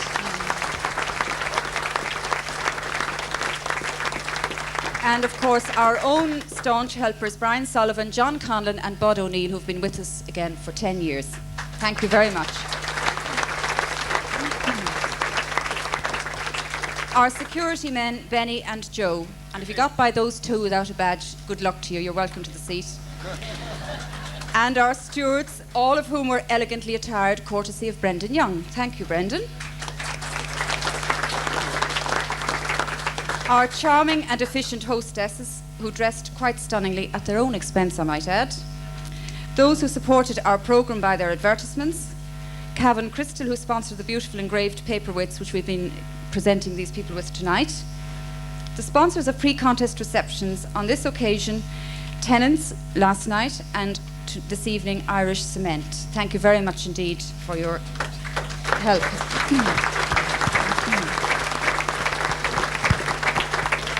Patricia and Robert Tracy for their sponsorship of the Saturday morning receptions, which in recent years provided us with the essential hair of the dog for those of us who were around to enjoy it.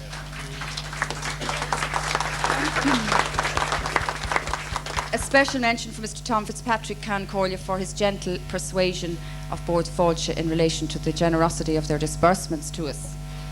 Mr. John Wilson for his introduction to President Lore's Cultural Fund, resulting, as you know, in sponsorship of the second and third prizes this year.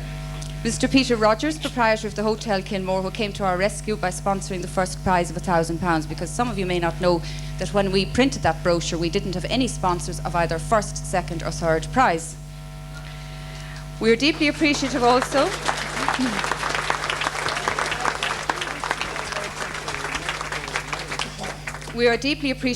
of the efficient and courteous manner in which the staff of the hotel have carried out their duties. And we thank especially Pat Buckley, Jim Marr, the manager, John Brady, Maeve, Catherine, Breda and Ruth, in fact the entire staff. I think they've been absolutely superb throughout.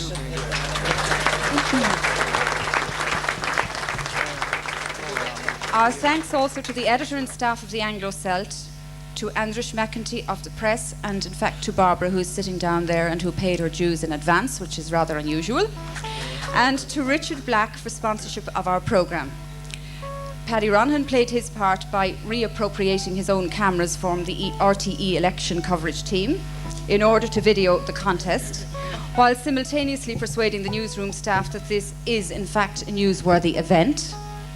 Thanks also to the British Academy of Songwriters, Composers and Authors, or BASCA as we affectionately call it, for their assistance and support in publicising the contest. And a word of thanks, of course, to our umbrella organisation, FIDOF, in Split in Yugoslavia, for Michael O'Riordan's surprise here this evening. A word of appreciation too at this point of the extremely efficient manner in which the British composers and arrangers cooperate with us by observing the regulations and necessary deadlines which we demand in order to ensure the success of the contest each year, and a tiny slap on the wrist to the Irish people involved. I will say no more. Our thanks also to our jury of 1987, and indeed to all our former juries who have tried very hard to decide on a worthy winner on each occasion. By and large, their record has been very favourable. We tend to forget sometimes that there have been a number of recordings as a result of this contest, the outstanding one, of course, being Cavan Girl, as we all know. Now, finally, there's one other member of the orchestra who has served us extremely well for the entire 10 years and who has, in addition, done more than his share in raising the temperature in the festival club. And he is, of course, Eamon Campbell. Eamon, please come forward.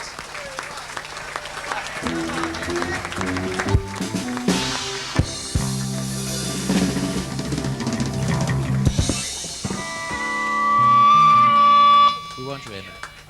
That's what's called making a scene.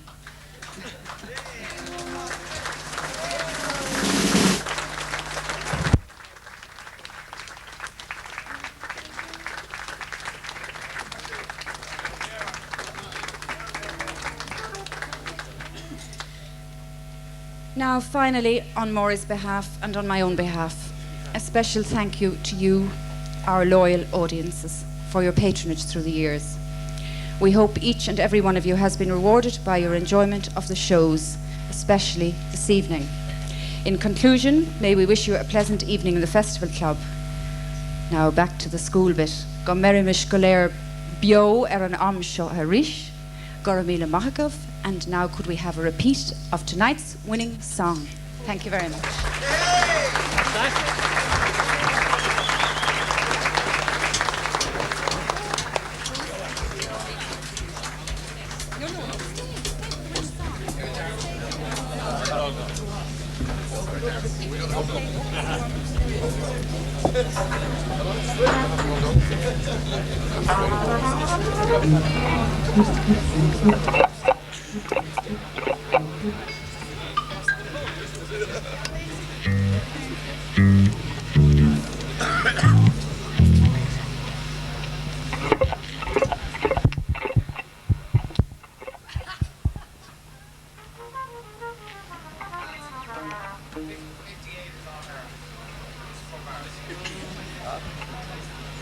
Oh, yes.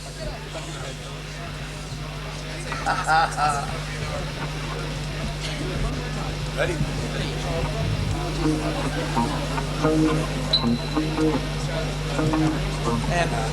I'm trying to wear brand there. The brand's right.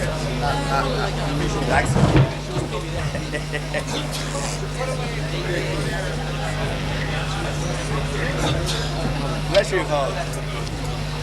That's the soundtrack. Try again, Tommy.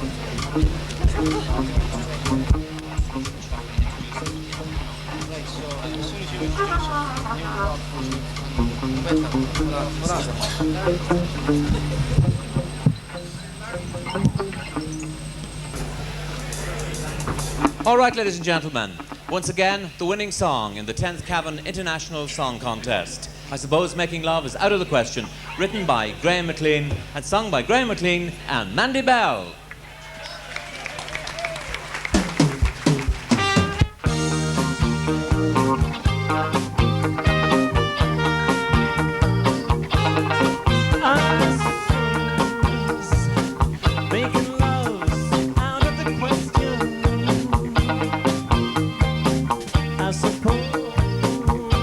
Too soon to ask you to stay.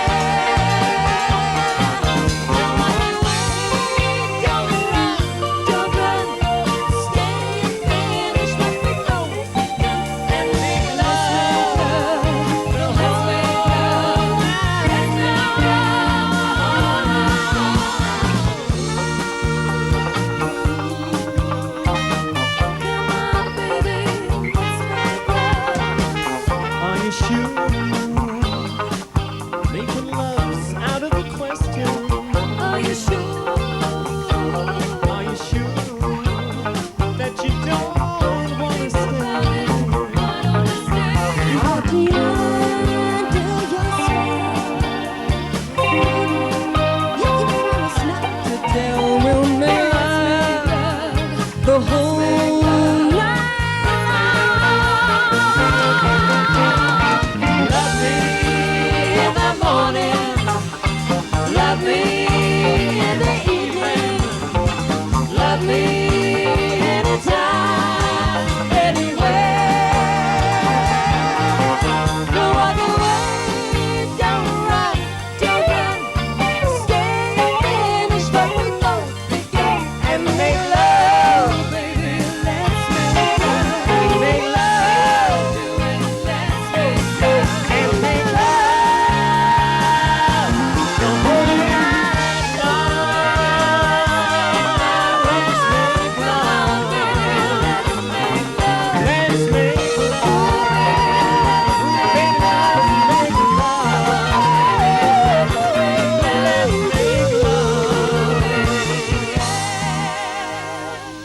Let's make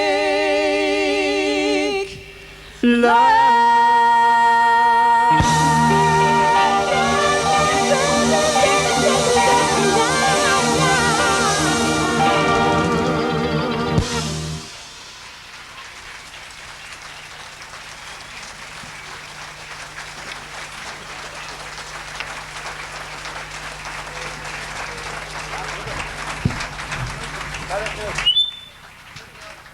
There we are, ladies and gentlemen. Graham McLean and Mandy Bell, I suppose making love is out of the question. The winner of the 10th Cavan International Song Contest. We hope that you enjoyed the evening and we wish you a safe home. And we'd like you to stand now for our national anthem.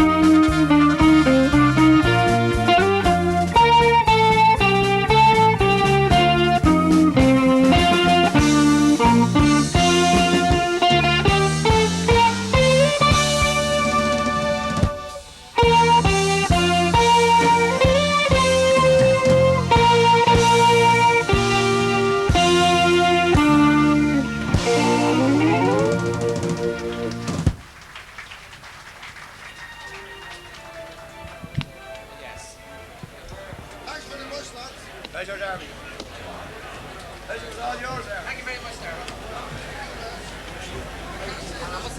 Eddie, give us that video.